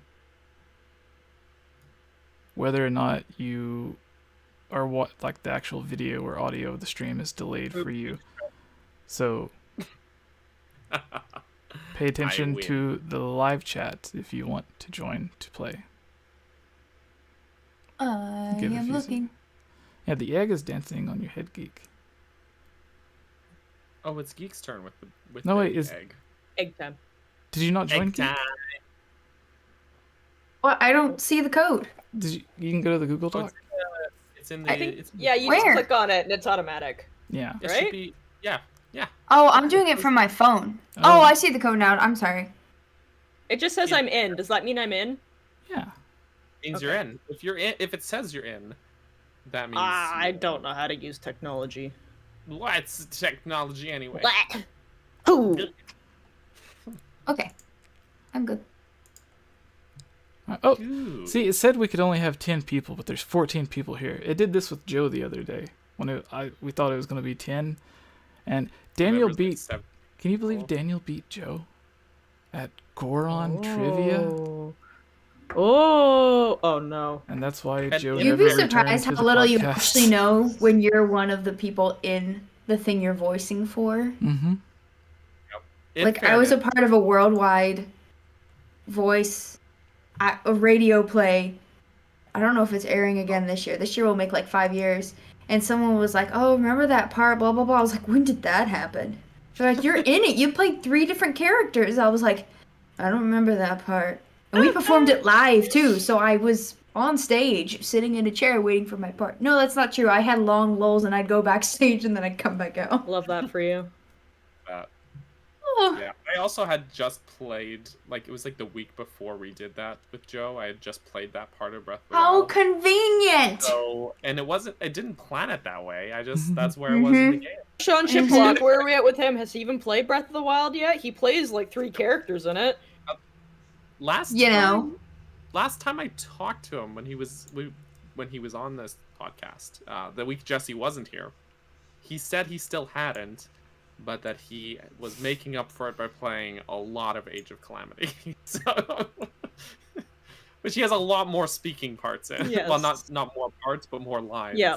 True. And more voice acting. So, yeah. I want to know what that's like to play a game and hear your voice. Right? Sometimes Like, I have that trouble was watching me. my own Didn't you voice videos act and for during- some game? Geek. Me? Yeah. It was an Australian children's educational video game. I got $100 for it, and they never told me when it released. Nice. I played a young female alien, and I had to say a bunch of things like "good job" over and over again. Remember they cast you as Tube in a game. What? You are a young alien. It was like this green thing with like one eye and this weird antenna, like that looked like one of Shrek's ears. And Is they're it like, "This is who you're playing," and I was like, "What do you want me to do with that?" And they were like, Gosh. Do this voice from your audition reel." They were like, "Actually, no. Mix your child voice and your Minnie Mouse voice, and then make it more nasally." And I was like, "Okay, Oh my god. sounds good." I was only supposed to be paid like $50 or something. He was like, "That was so good. I'm paying you $100." I was like, "Not gonna say no." No Wow. argument there. Am I the alien because of my little Santa hat ears? Is that what's happening here? Sure, we'll go with that. Alright. It doesn't look like any more people are joining, so I guess we're gonna go ahead. You guys ready? Alright. Yeah. Yeah. Alright. And remember. Oh no, there's one. Or no, someone actually left. There was 18, now there's 17. Oh well. Oh, I hate you. Remember, it's all 𝗍𝗂, somewhat 𝗍𝗂. A lot of the question ideas come to me as I watch Daniel stream. So Oh. Okay. Well, no and wonder keep, why What Daniel always is all wins. right? keep in mind the Well, fresh mind for the me. answer is never Daniel. Boo. But sometimes it's Oh, no. Daniel's basement. 2 people join. Or bananas. Okay. 5, Or bananas. 4, Bananas in 3, pajamas. Yes. 2. Yes, Kayla. No. Ducks and bananas. No, that's not how the song goes, No, Jesse. but Come that's on. how Didn't the- you watch Bananas in Pajamas? That's how the picture went. They were chasing teddy bears. Alright, start. Kahoot at home. 𝗍𝗂 quiz. 3, 2, 1, quiz. In Breath of the Wild, who is 𝗵𝗲's sister? 𝗵𝗃 Daniel. Daniel. Why am I having issues? It's Daniel. That took me way longer than it should have. Yeah. It's me. I mean, I don't know why I was questioning everything. 𝗵𝗃 and Daniel. I was not about to pick Daniel, I promise you that. No, the answer is never Sure. Daniel. It's always me. I am 𝗵𝗃's sister. Alright, next Ooh question. la la. Also, if you're watching the video, don't wait until you see the questions and everything displayed on the screen or on the YouTube video before you answer. Pay attention to the screen that you're playing the game on. Yeah. You That get way, more points after you answer. So. yes. Yeah. Alright, question 2. We got Borgers. Obviously, it's gonna be Daniel. I mean, I bet there's some people that probably think because you're on the podcast, it's somehow. Oh, It's where did rigged. the 𝗍𝗂 live? Daniel's basement. Who? Kakariko Village. Pan's Labyrinth. Who? Wow, that Brought was me up quick. one place. Everyone That got was it quick. correct. In like 2 My seconds. mom mispronounces that and says karaoke village for anyone who doesn't know. Karaoke Village. I my used to favorite call thing. Kakariko and There's a- Kokiri Korkoriko. I called them both the same thing because I thought they were the I same have a thing. friend who does that, and I always correct him. I'm like, stop. I just don't pronounce things anymore because last time I pronounced something wrong on the podcast, I was like, awkward. There's a Ruthless in the audience. Calamity DLC. There's a level where Kakariko Village gets attacked and whiz ropes are present, so you can have whiz bangs in Karaoke Village. Love it. They can use No. their wands as their Oh microphones. gosh. They can. Alright, question 3. Someone needs to make art of that. In Breath of the Wild, Oh, who no. has a crush on Link? The Cuckoo Lady, Rolla, Paya, Daniel, Patrice. It's me. I'm upset that my name isn't there. I obviously have a crush on Link, and I always have. Depends on the game for me. Back in the old days, sumo wrestling, Twilight Princess Link. Oh my god, remember when you mentioned that and I was confused? I thought it was 𝗏𝗏 that everyone was excited about.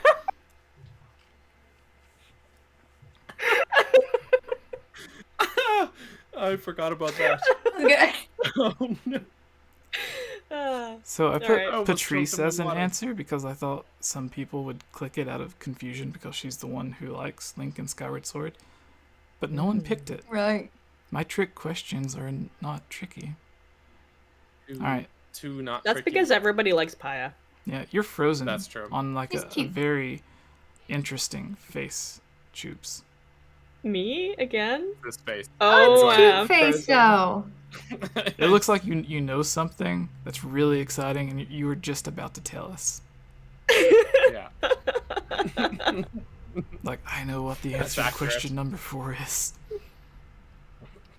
Great, now you've jinxed Does it. she know? I Alright. don't know why I keep freezing. It's You're freezing frozen where you here. are. No. If you click your video... Oh, there you Where go. I am. Oh, there we It's go. supposed to It's hit, like, actually negative quite chilly 15 here, and I'm next week. loving it.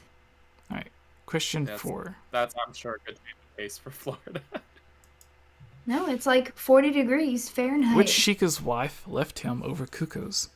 Daniel, Kato, Rome, Koga. I don't think I picked that. I know who I'm thinking of, but yeah. This one's easy because only one of them's a Sheikah. Yeah, I know, but I don't know. Oh. I thought that was so weird. Yeah, It's like his... Oh. What? Someone picked Rome? Why would the The kings... thing Why would what the... happened to Zelda's mom? I just clicked on one. You and your darn Kukos... Geek! And someone picked That's what Koga. happened to Zelda's mom. I could believe this I with knew it was Koga. Koga. Like, Oh, yeah. Koga, That would be Koga. believable. yeah, like I could imagine. So if your wife left you over your love for Kukos, I could imagine that would damage you psychologically to where you would end up like Koga. But Yeah, he's that got checks out. Suga now, so Yeah. makes up for it. All We right. have a bond. Next, it's basically the same top people. All right, next question. 5 of 10. A section of the Sheikah became hungry. Yiga clan, Danielites, followers of the Magic Bean Man. Like, you weren't even trying! Oh, I lost. Wait, it says What wrong did you answer? put? What did you put as the right answer? Was it hungry? It was supposed to be Yiga It clan. became hungry. It No, says I clicked that. Yiga clan, and it said wrong. That's exact. I was like, oh yeah, I'm Me on a roll. too. This is so easy. And then And it's I like, answered it so fast. incorrect. What was the right answer? Was it hungry? no. It was the became bean hungry thing, for right? It bananas. was the Was it the Danielites? followers of the Magic Bean Man for some reason, which was the guy from Zora Is that what River you in call Calamity Ocarina. Ganon? In Ocarina, Jesse! like the.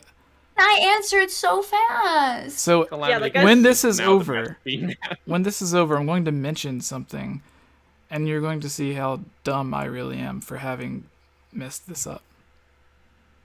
You're just dreaming about Magic Bean Man. I mean, don't we all? Okay, so hear me out. Hear me out. We call Calamity Ganon Fart Cloud Gavin. No. So, But at least- maybe he is the Magic Bean Man. Oh my No one God. got the right answer, so it was a non-question basically. Good job, guys, Alright. for voting for Bean Man. Yeah, technically everyone got it correct. So, all right, next question. Let's get past this Thieves. embarrassment. Who is? This is another There's one. no picture. There's I no was- picture. There's no picture. This one isn't There's my no fault. picture. I feel like this answer is definitely Daniel.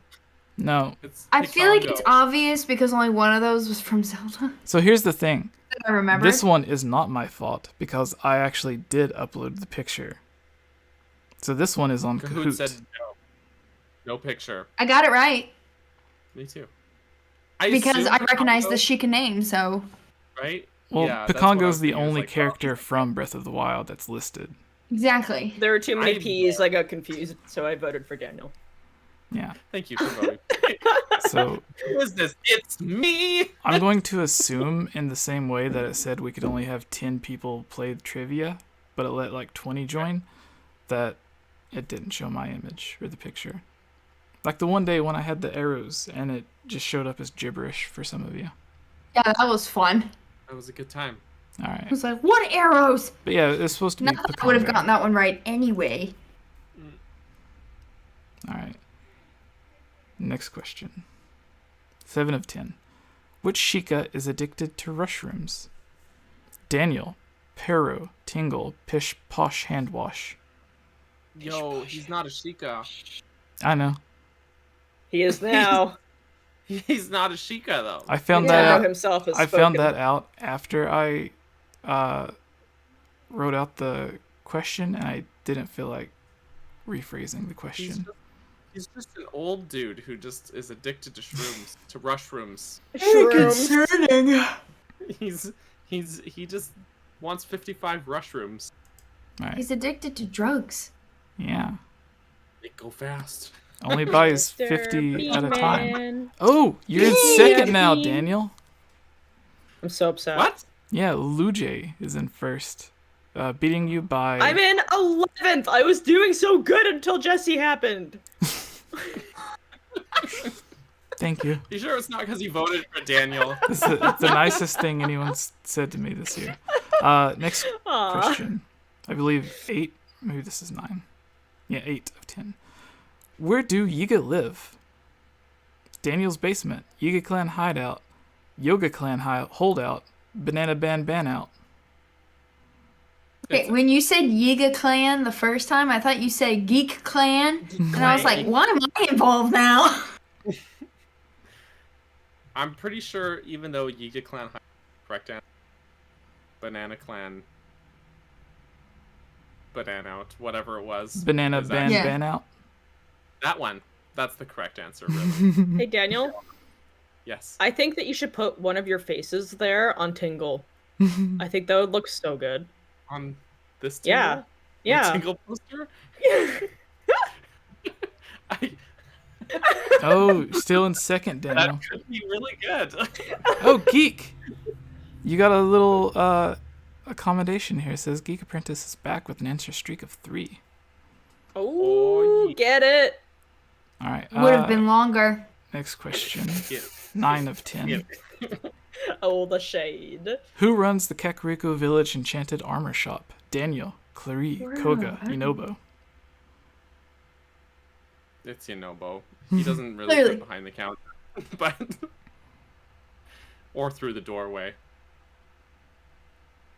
Everyone got it correct.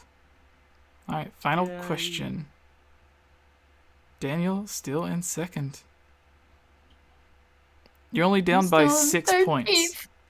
It's 7,586 to 7,580.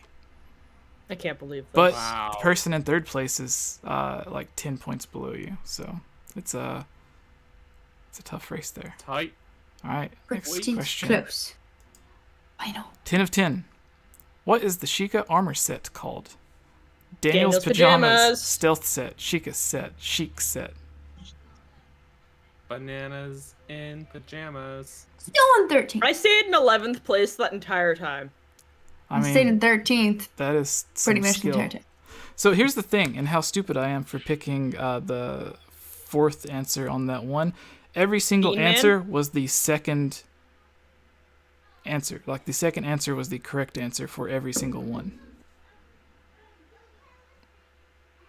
So, Huh. yeah. I just want to say I technically got 9 out of 10 correct, and I feel really happy. I know, that was the I best normally I've get ever like done. 3 out of 10. Wow. It also who's really Lujay? helped. Yes, Geek, Uh. sorry. Really helped what? What? Oh, me. It really helped that most of the other answers weren't actually answers. Mm-hmm. Yeah. I told you it was Process of really, really elimination. hard. Thank you, I appreciate it. I turned the heat on in my room and now I'm too warm. Please kill me. I love how the thing people are getting out of this is that Daniel was not in first. It's weird. That's really all they care about. I'm Yeah. really sad that I wasn't on the podium so that way someone could see my name is 𝗍𝗵𝗲. But who's the J guy, though? know. Who is Luke? Speak out in the chat so we can congratulate you. And some questions, I guess. Daniel, do you want to pick from the mailbag? If you're a Patreon supporter, you can get your question guaranteed to be answered. As I said before the podcast, we have the giveaway going on that ends tomorrow, actually, Christmas Eve. And you have to comment a question on honestly, it's any of the way I'm picking it out is I'm just going to like a random number selector, and whatever that number is, I'm just going to count down through the comments until I get to that number, and that person's going to be the winner. So, yeah. That's the secret. Sweet. That's how the bananas are made. Yeah. No one wants to know how the bananas are. I know. Dang, Who wants to go humans. first? I got a question here from the old mailbag. Okay. Hi everybody, welcome to the Zelda mailbag, where we mailbag your Zelda questions. Nice. Willem asked, question for mailbag: how do you think we will get the green tunic in this game, since there will be no shrines probably?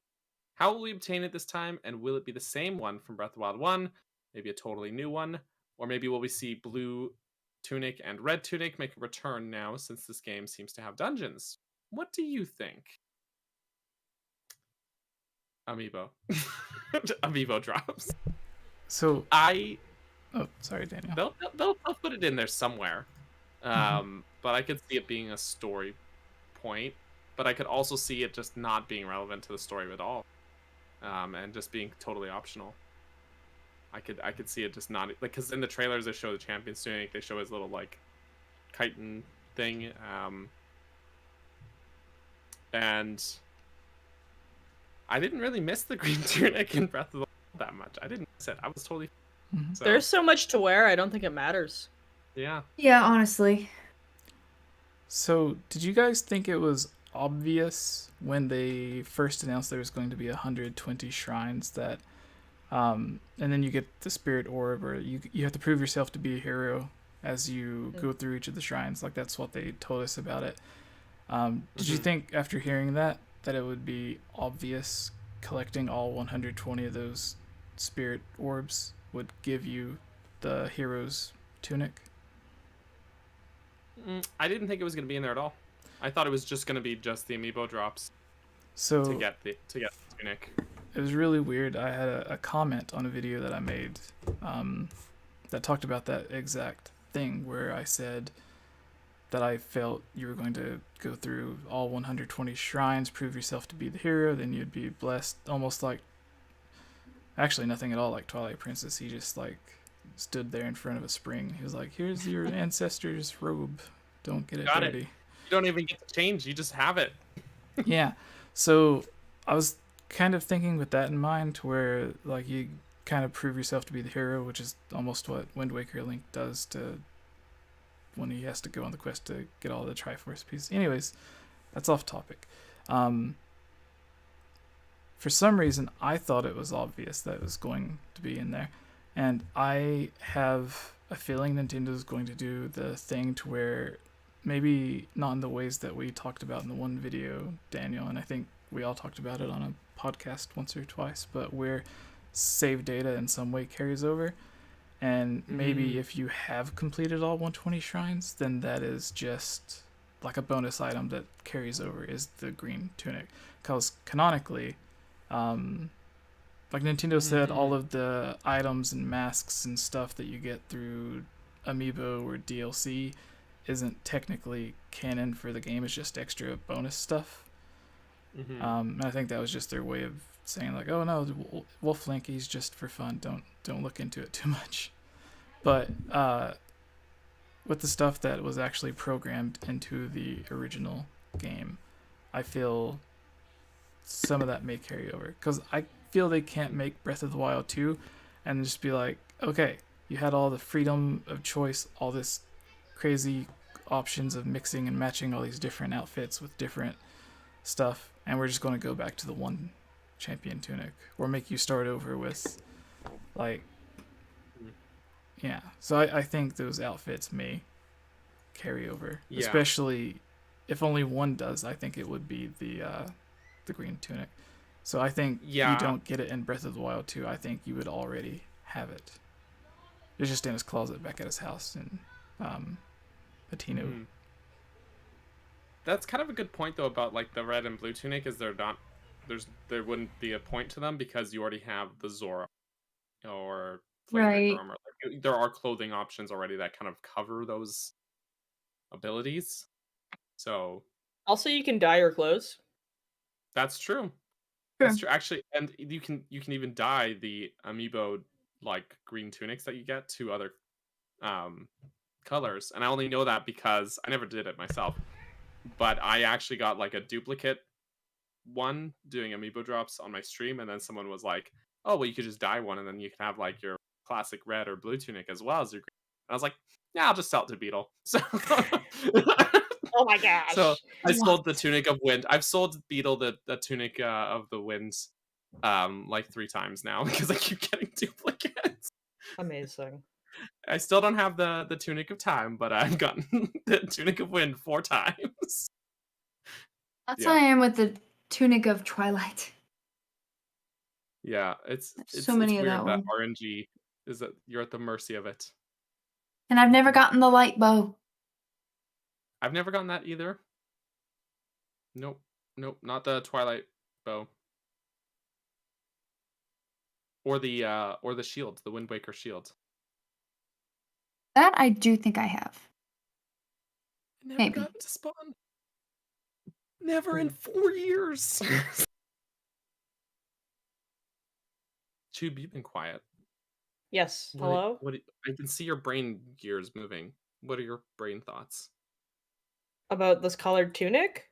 Yeah, or about what? I don't know what you're thinking about. Wait, what are you thinking about? Original, how's Link gonna get the green tunic? He's gonna dye his blue one. That's... I'm thinking about all these items that you're talking. Are these amiibo items? Yeah. Yeah.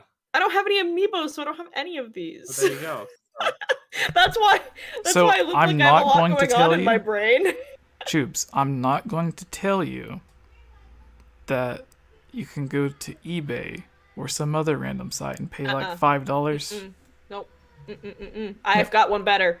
I can turn my phone into a Joy-Con and then just put any amiibo on there. Okay. Oh. See, I've got these here actually really good looking amiibo cards that I bought for $10. Well, see, I was not telling her to do that.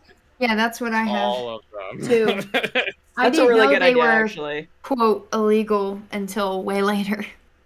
But I have a bunch of them. They're like the same ones! Yeah, actually. Sweet! Some of them have janky images, though. A friend of mine can actually make these, and he has offered to make them for me if I really wanted them. That's really cool. Like, what's with this Skyward Sword image? Why is it that? I mean, that's anime. Okay. I'm gonna show you one here. It's his. I don't know. So look at this one. Mm-hmm. It has the Twilight Princess one. So Did based on that, what amiibo would you think it is based on this image? It's Ganon. I don't know. Zoldor. Okay. Well, I'll show you the back side of it. Okay. Now, what amiibo would you think it is based on this image on the back side? It's still Zelda. Ganon. But guess what amiibo it actually scans in as? Wolf. Who? Twilight Princess Link from the Smash Bros. Series. I was gonna say What Ryu the- from Street Fighter. Yeah, the Smash Bros. Twilight Princess Link. Weird. Mine has a lot of pictures of amiibos. Like That means I have basically 2 of this one, which means that I have gotten multiple opponents. I have 2. At once. Nice. I had 3 at one point. I gave the side quest where you gotta sell a guy a horse. Yeah. I sold him one of the opponents. I was there for that. For 300 rupees. Oh my gosh! You're heartless!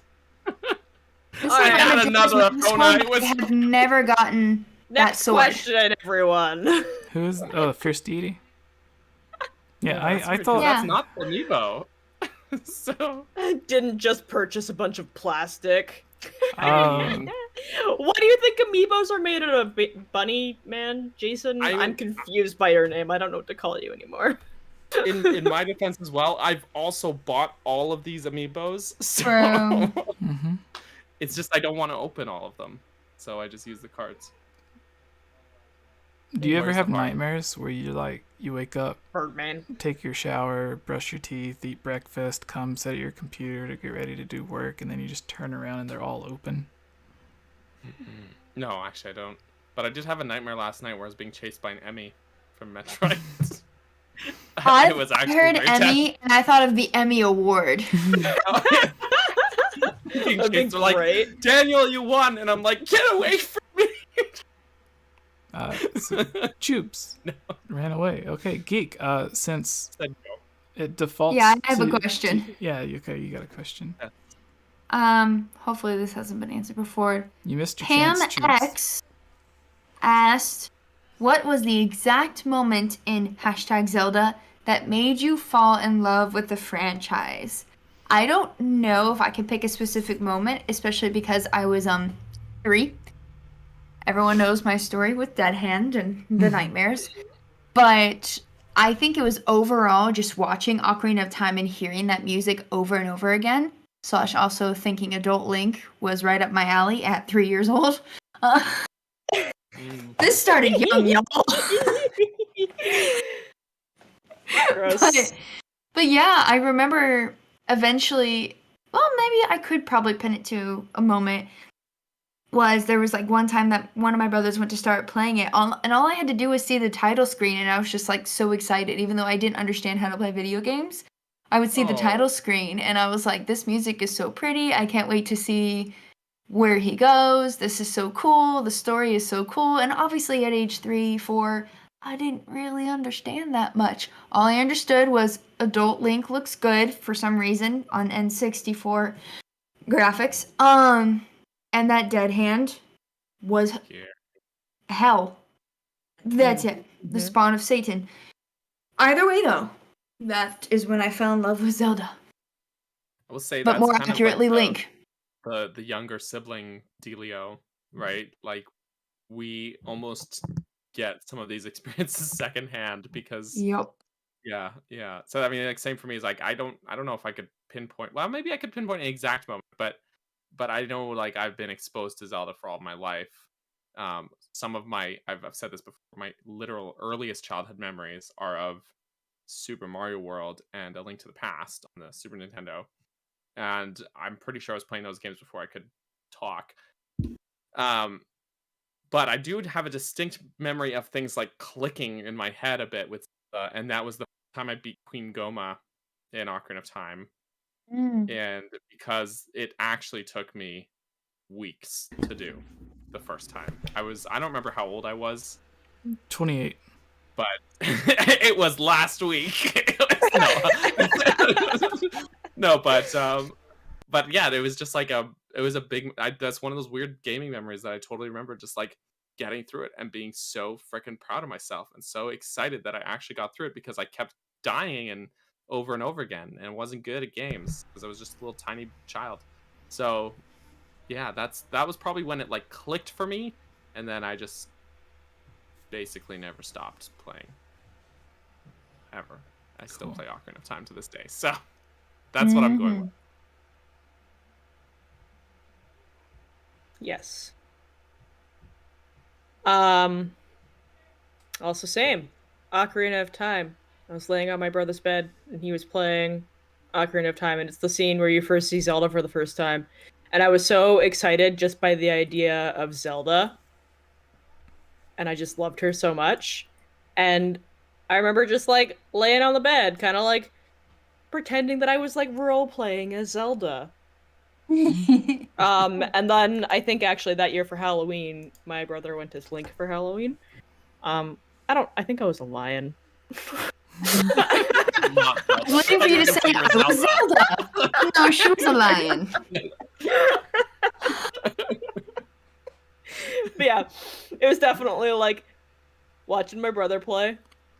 I don't even really remember the first time I actually played a Zelda game, but yeah, it was like that exact moment. Like I could see it so vividly.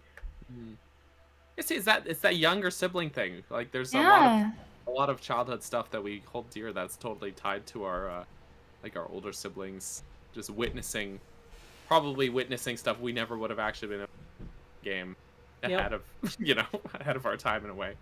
Yeah. What about you, Jesse? I feel like I've told mine a lot on here, so I'll make it quick.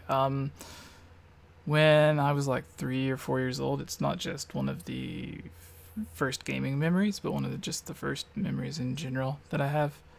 Like I didn't even know the name of the game was Zelda. It was just like I was 3 or 4, however old. My brother was in 1st, 2nd grade, I don't know.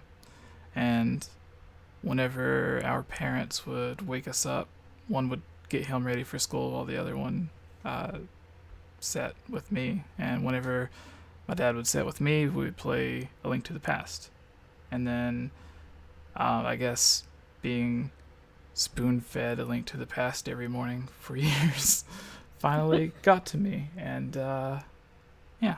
And then one Christmas, I got Ocarina of Time for yeah. When I said that, it clicked in my head. It's like, oh, Christmas is coming up again. So I had like a weird brain meltdown. Yeah, Ocarina of Time kind of made me go from being a fan to in love. But yeah, A Link to the Past, and then I was a fan, and then whenever I started playing through Ocarina of Time, I became addicted to the series. Interrupt you, but Hyrule Warrior in the chat says, "Man, I feel old. My first memory of Legend of Zelda is the gold cartridge on the NES, and my cousin ruining it by inserting a Kraft cheese slice in it." I feel old. I just read that too.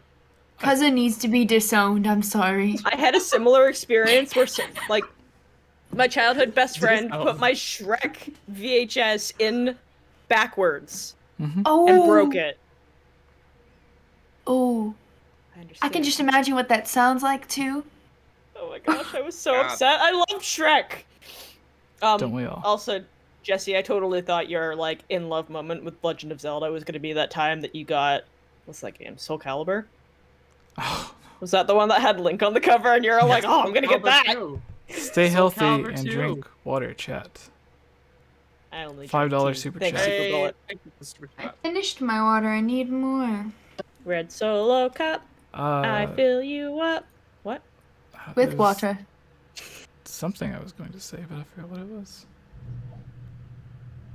Soul Calibur 2 was pretty fun though. That was a pretty fun game. You get they make a joke out of the fishing rod. I almost said fishing stick. That's weird. The fishing rod, you can use it as a weapon as Link. But anyways, when 𝗏𝗵𝗃 was talking about I think she read the comment from the chat about the person feeling old. What makes me feel old is when someone's like, oh yeah, I've been a Zelda fan my whole life. I remember playing Twilight Princess or Skyward Sword when it first came out when I was a kid, and I'm like, ugh. Yeah, my soul. Even I remember one time seeing someone was like, Phantom Hourglass was a Zelda game as a kid, and I'm like, oh no. Oh no. Yeah. I couldn't imagine anyone becoming a Zelda fan if Phantom Hourglass was your. Phantom Hourglass. You know, he used to. I don't know if he's still. I don't think he's still with Zelda Dungeon, but Darren, who I was chummy with back when I was at Zelda Informer, that was his first Zelda game as well. But he wasn't like a kid when it came out. It just happened to be his first Zelda game. And then he liked it, and then he went to play the other games, and you know, then fell in love with the series. But yeah, like that does seem like a weird entry point, but it does make some sense because the DS sold like ridiculously well. That's true. Yeah, but it's definitely weird because it's just not what you think of as like an iconic Zelda. 𝗏𝗵𝗃, are you okay there? Yeah, I was about to ask. oh, I just saw it in the chat. My webcam keeps freezing in the most What is this face you're making? I was actually thinking it looks like 𝗏𝗵𝗃 has something else exciting to tell us. She just can't get it out. She looks like she can't get a sneeze out. So rude. That's not even the worst freeze that's happened. There was one where I was straight up just like all like chin, just like I found Oh, out boy. something sad today. Speaking of double chins, last year on this day, I was exactly 20 pounds lighter than I am now. We all go through phases. Yeah, I blame Daniel. It's that we call it the COVID-19. Also acceptable is Driving. dad bod. You're a dad. You have a bod. True. It's true. True. I've heard many dads have bods. Actually. True story. Typically do. When my brother became a dad, he went from being like to where you would imagine him as like a fitness guru and magazine to like just standard dad bod. And I'm like, maybe it is a real thing. Who hasn't asked or had a question yet? Boobs. Tubes. Question. This one looks like it's from a Patreon supporter, and I don't know if you guys have asked from Haley, right? Oh no. I did not ask from Haley. All right. So Haley Ray, 1, asks, do you think Zelda will be queen in Breath of the Wild 2? I didn't know. Does she have to get married? I don't think so. I don't think so. You don't have to get married to be queen? I mean, No, I don't think we do. isn't her dad dead? Wouldn't she be the next natural successor? Yeah. It should already be. Right? I guess it depends on how much time has passed and if they have the officiants to make her queen. 100 Like, there's years. probably well, I mean, since coming out of the calamity. Yeah. I was gonna say, yeah. True. She was also like trapped inside of the castle forever. So True. She's And like, she's, I need some 17, time. So Because for anyone, most people will have no idea what I'm talking about. I doubt it's this way in Zelda, but I know, like, in Princess Diaries, in the country of Genovia, originally you did have to be married in order to become queen, and then they abolished that law because the person that was on the throne was queen without her husband because he had passed away for a long time. So they were like, that doesn't matter. But I imagine in Zelda, yeah. That'd be interesting to see her as queen, like to actually have a coronation of her. But I wonder if it's too soon after the first Breath of the Wild that they're like, let's just get everything back in order. We'll get you. You're in charge. We know that. Yeah, this says I mean, you yeah, that would make either inherit the throne, so whoever was king or queen died and you're like the first oldest or whoever was picked, or Right. you marry into it. So yeah, technically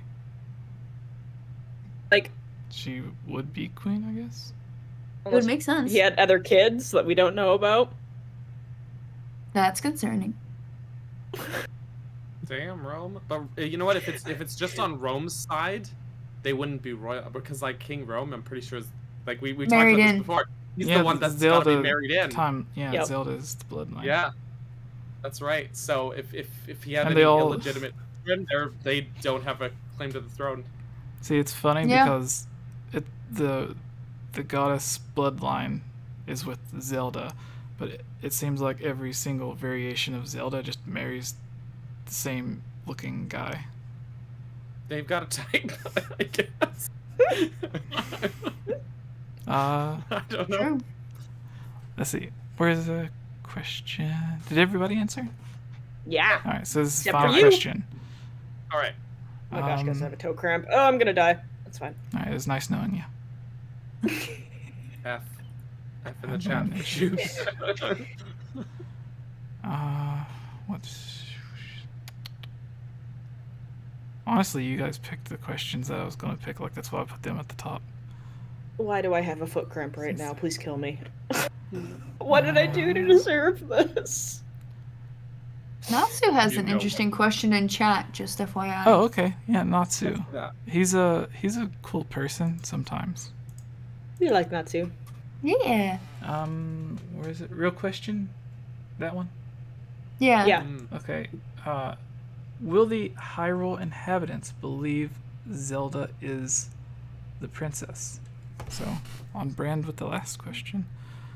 Because he Okay. continues with, people doubted that Link was the champion. I He Yeah. didn't have as much publicity as Zelda, but it's also been 100 years. Mm-hmm. I think the people who would doubt it the most, ironically, would be the Hylians. I was going to say the Zora's- old Zora. Would be like, yeah, there's Zoras who would have lived long Right. enough to recognize her, But the old The racist Gerudo- Zora. Well, even that might, but you have like King Dorephan, and you can side on with I back then, they would remember.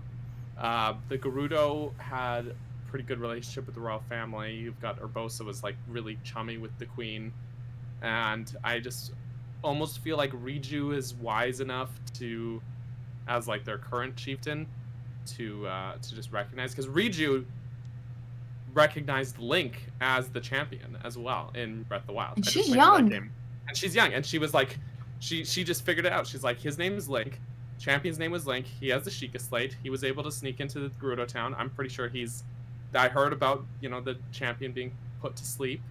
This is him. He's back. Like, and she just like put it together. So I think Riju would be smart enough to figure it out, and the Gerudo all respect her enough as their chief to just take her word for it.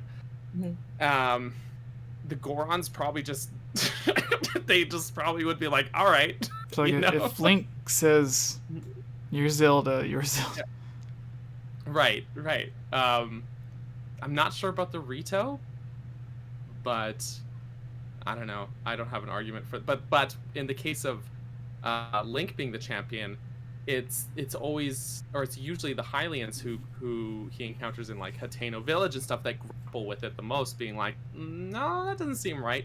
The only time like you can convince someone basically is like you literally show them the Master Sword, and there's that one side quest, and that the woman's like, I've been waiting to meet the hero, and then you are like, it's me, I am he, I think is the dialogue option, which I always find really funny.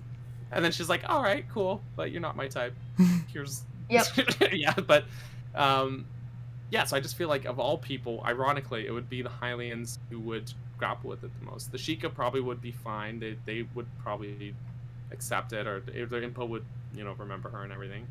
Right. There'd be no pushback there. So yeah, that's what I was gonna say. Is with the Sheikah, they're like, it's their job to basically protect Zelda. So like they're probably all just like, oh, we failed at our job. And then like they get a second chance, so like they're all just like, yep, okay, no one's gonna touch her this time. Yeah, they probably have to be the ones to convince the Hylians and be like, we were there during that time, we know what she looks like. Yeah, plus like it seems by that time Zelda would have control of her power, so she could just be like snapping her fingers and flying. I mean, it seems like it. Spoilers. But at the end of the game of Breath of the Wild, she says she no longer can feel like her power anymore. And then she like has a moment where she's like, you know what, I think send all the doubters to the talking tree. To the talking tree. That's true. Bring them to the great Deku tree. Yeah, he'll convince him. He'll be like, who woke me up from my nap this time? Or they could just sit around and wait for Ganondorf to try to kidnap her. That would be a clear sign. But yeah, they couldn't take him anyone to the Deku tree because he's missing in this. Oh yeah. Yeah, that was something Rick 𝗏𝗏𝗃 pointed out. Is you can normally see him like on the skyline of Hyrule, but he's gone. No, it's just he's in the trailer. It's just autumn, so like the leaves fell. There's no The forest is literally dead, and you still have his leaves. Yeah. $2 from Eric. Thank you, Eric. Thank you, Eric. Eric has a question since he super chatted. Yeah, Eric, if you have a final question for us. But until then, I think we're done, right? Yeah. Did you give yours, Chubes? Did we skip you? No, we did it. We did a good job. Cool. Skip her. So, Chubes, if people did want to go and check out your new-ish YouTube channel that you're uploading new stuff to, starting a few weeks, months ago, what kind of stuff could they find on your new-ish channel? If you want to come follow me on YouTube at 𝗍𝗵𝗲, whenever I stream, I post my VODs on there in case you've missed it, and it's no longer on my Twitch, which is twitch.tv/𝗍𝗵𝗲 with an extra A. Also gonna throw this one out again because it's hilarious. Add me on RuneScape at 𝗍𝗵𝗲. Dude. Oh, okay. That's Eric did throw a question, Jesse. Okay. Oh. Cool. If you want to do that. I feel that TBHD and Wind Waker HD are coming before the next Breath of the Wild 2 trailer. Thoughts? Daniel, I think you summed this up perfectly on your live stream of Breath of the Wild the other day when someone in your chat said something similar. What I said is if we or Wind Waker next year, that means that we're not getting Breath of the Wild 2 next year. That's my wholehearted belief. And then I wrongly said, but Majora's Mask 3D came out the same time as Twilight Princess HD. But it didn't. And Triforce Heroes. For some reason, I was thinking they were all three in the same Triforce year. Heroes doesn't. We don't talk about Okay, that. sorry. I can't believe we spent 3 hours trying to get it to work. That one lonely day on Discord. Was it 3 hours? It was a really long time. But I Yeah. don't think. Yeah, how long it was? It didn't work though. Yeah. Geek. What? What? What is happening?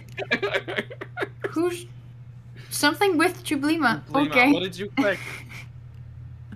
She was trying to click the hang up button and misclicked. Like, I'm out. I'm out of here. That's like when we had to go and I accidentally pressed that button to make us all That in was the you? amphitheater. Yeah. Oh yeah, that was funny. In Skype, we were all like, "Why are we on stairs?" Why are we on? Yeah. That was. It was so And no weird. one said anything for a long time. I thought it was Jesse messing around, so I was like, "Okay." No, I was having a you nervous do. breakdown That's trying wrong. to fix it. And Joe was Oh. just like, "Okay." This ocean. This ocean. That's Tube spoke, but that's nothing snow. came out. Oh, why did I say ocean? It's snow. I was like, "That's definitely snow." As someone who lives by the ocean, This was I know what ocean is. As someone who lives in snow, you should know. I should snow. You should snow. There we go. Is It's having winter. moose in your backyard a common occurrence? Not where I live. No. It's So as you- common as me having an alligator in my backyard. So like every Tuesday? No. Uh, I even look out onto a pond and I don't have alligators. You can though. Just don't go near them. I if- get bears sometimes though, and deer. In my neighborhood, You get what in deer? bears. bears? Okay, I heard air. We get air too. We get I lots was of like, that. I really hope. Oh, There's not. Canada would be a very weird place.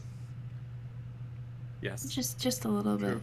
What are these backgrounds, bruh? I don't know, but they're very amusing. They're very amusing, for some reason. Look at this one. I'm just so cozy. Oh, it's So cutting my whole quiet. head off. Oh, show us. Let's see. Decapitated geek. Like nothing of me. We're having too much fun. But it's highlighting my Hunger Games poster. The Why? eyes, the eyes on your chair look like something Fire. is stalking you, like right behind you, Oh no. but like in a very The cute way. poster. It's fire, so it doesn't disappear into the snow because it's too hot. Right. So it melts there you around go. the poster. That makes sense. Geek, where could people find you? What kind of stuff do you have on your channel? You've been doing People some can really cool find- music, Zelda music See. stuff. Y'all can find me here on YouTube at The Geek Apprentice.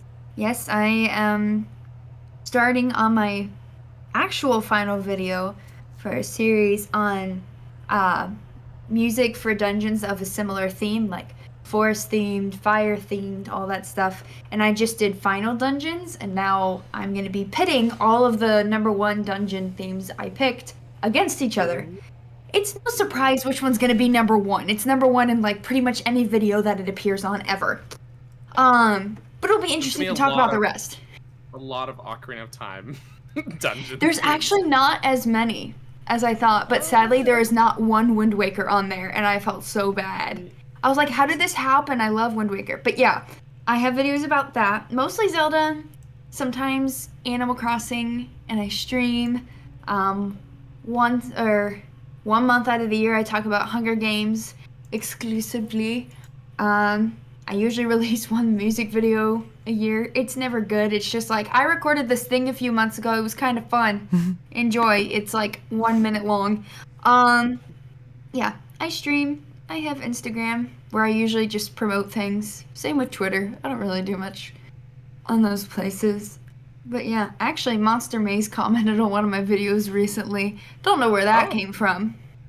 And Mass Nintendo Bandit does a couple times too. And I was just like, hurt. Okay. I don't feel worthy to respond. Oh. I didn't know how to respond. But anyway, yeah, I just do random stuff, mostly Zelda, but sometimes other things. I can't take credit for the music series idea because I totally stole it based off of Daniel's. I almost called you something else completely different. Daniel's dungeon design series. So, yeah. Oh, look at that! You're an inspiration, Daniel. It's not quite the same because you're like pitting them against each other and you're weighing out. True, but it was inspired by that concept of looking at designs. Which means I do have another series coming up based on what I've already done, so. Oh. Sort of. Kind of. Not really. And let's be honest, half of these videos are Daniel's footage anyway. It's all part of being a team. Yes. That's it. I'm the geek apprentice. I'm a geek, but I'm not a master at it. So she said. All right, Jesse, where can we find you? Oh, no, Daniel didn't go. Oh. Oh, okay. I'm Daniel. Well, we got a super chat actually. First off, Eric says Merry Christmas. Thank you, Eric, for the super chat. Yes, and a Happy New Year. Eve. Daniel inspires us all. Oh, that's so nice. I am Daniel. Also called Capt Bergerson, CAPTBUGERSON, as in my dad, Captain, and also Burger, and I said it wrong. You tried. Got distracted because I got another super chat from Aaron, who says, "Merry Christmas to you all." Thank you, Aaron. Aaron's a great guy. Thank you so Thanks, much. Aaron. All my streams. You the bomb. Thank you, Aaron. It's true. Appreciate all of you. But yes, you can find my streams and my videos on their YouTube channel. I think there's a link in Jesse's description there. Yes, there is. I'm looking right at it. And yeah, I talk about Zelda stuff.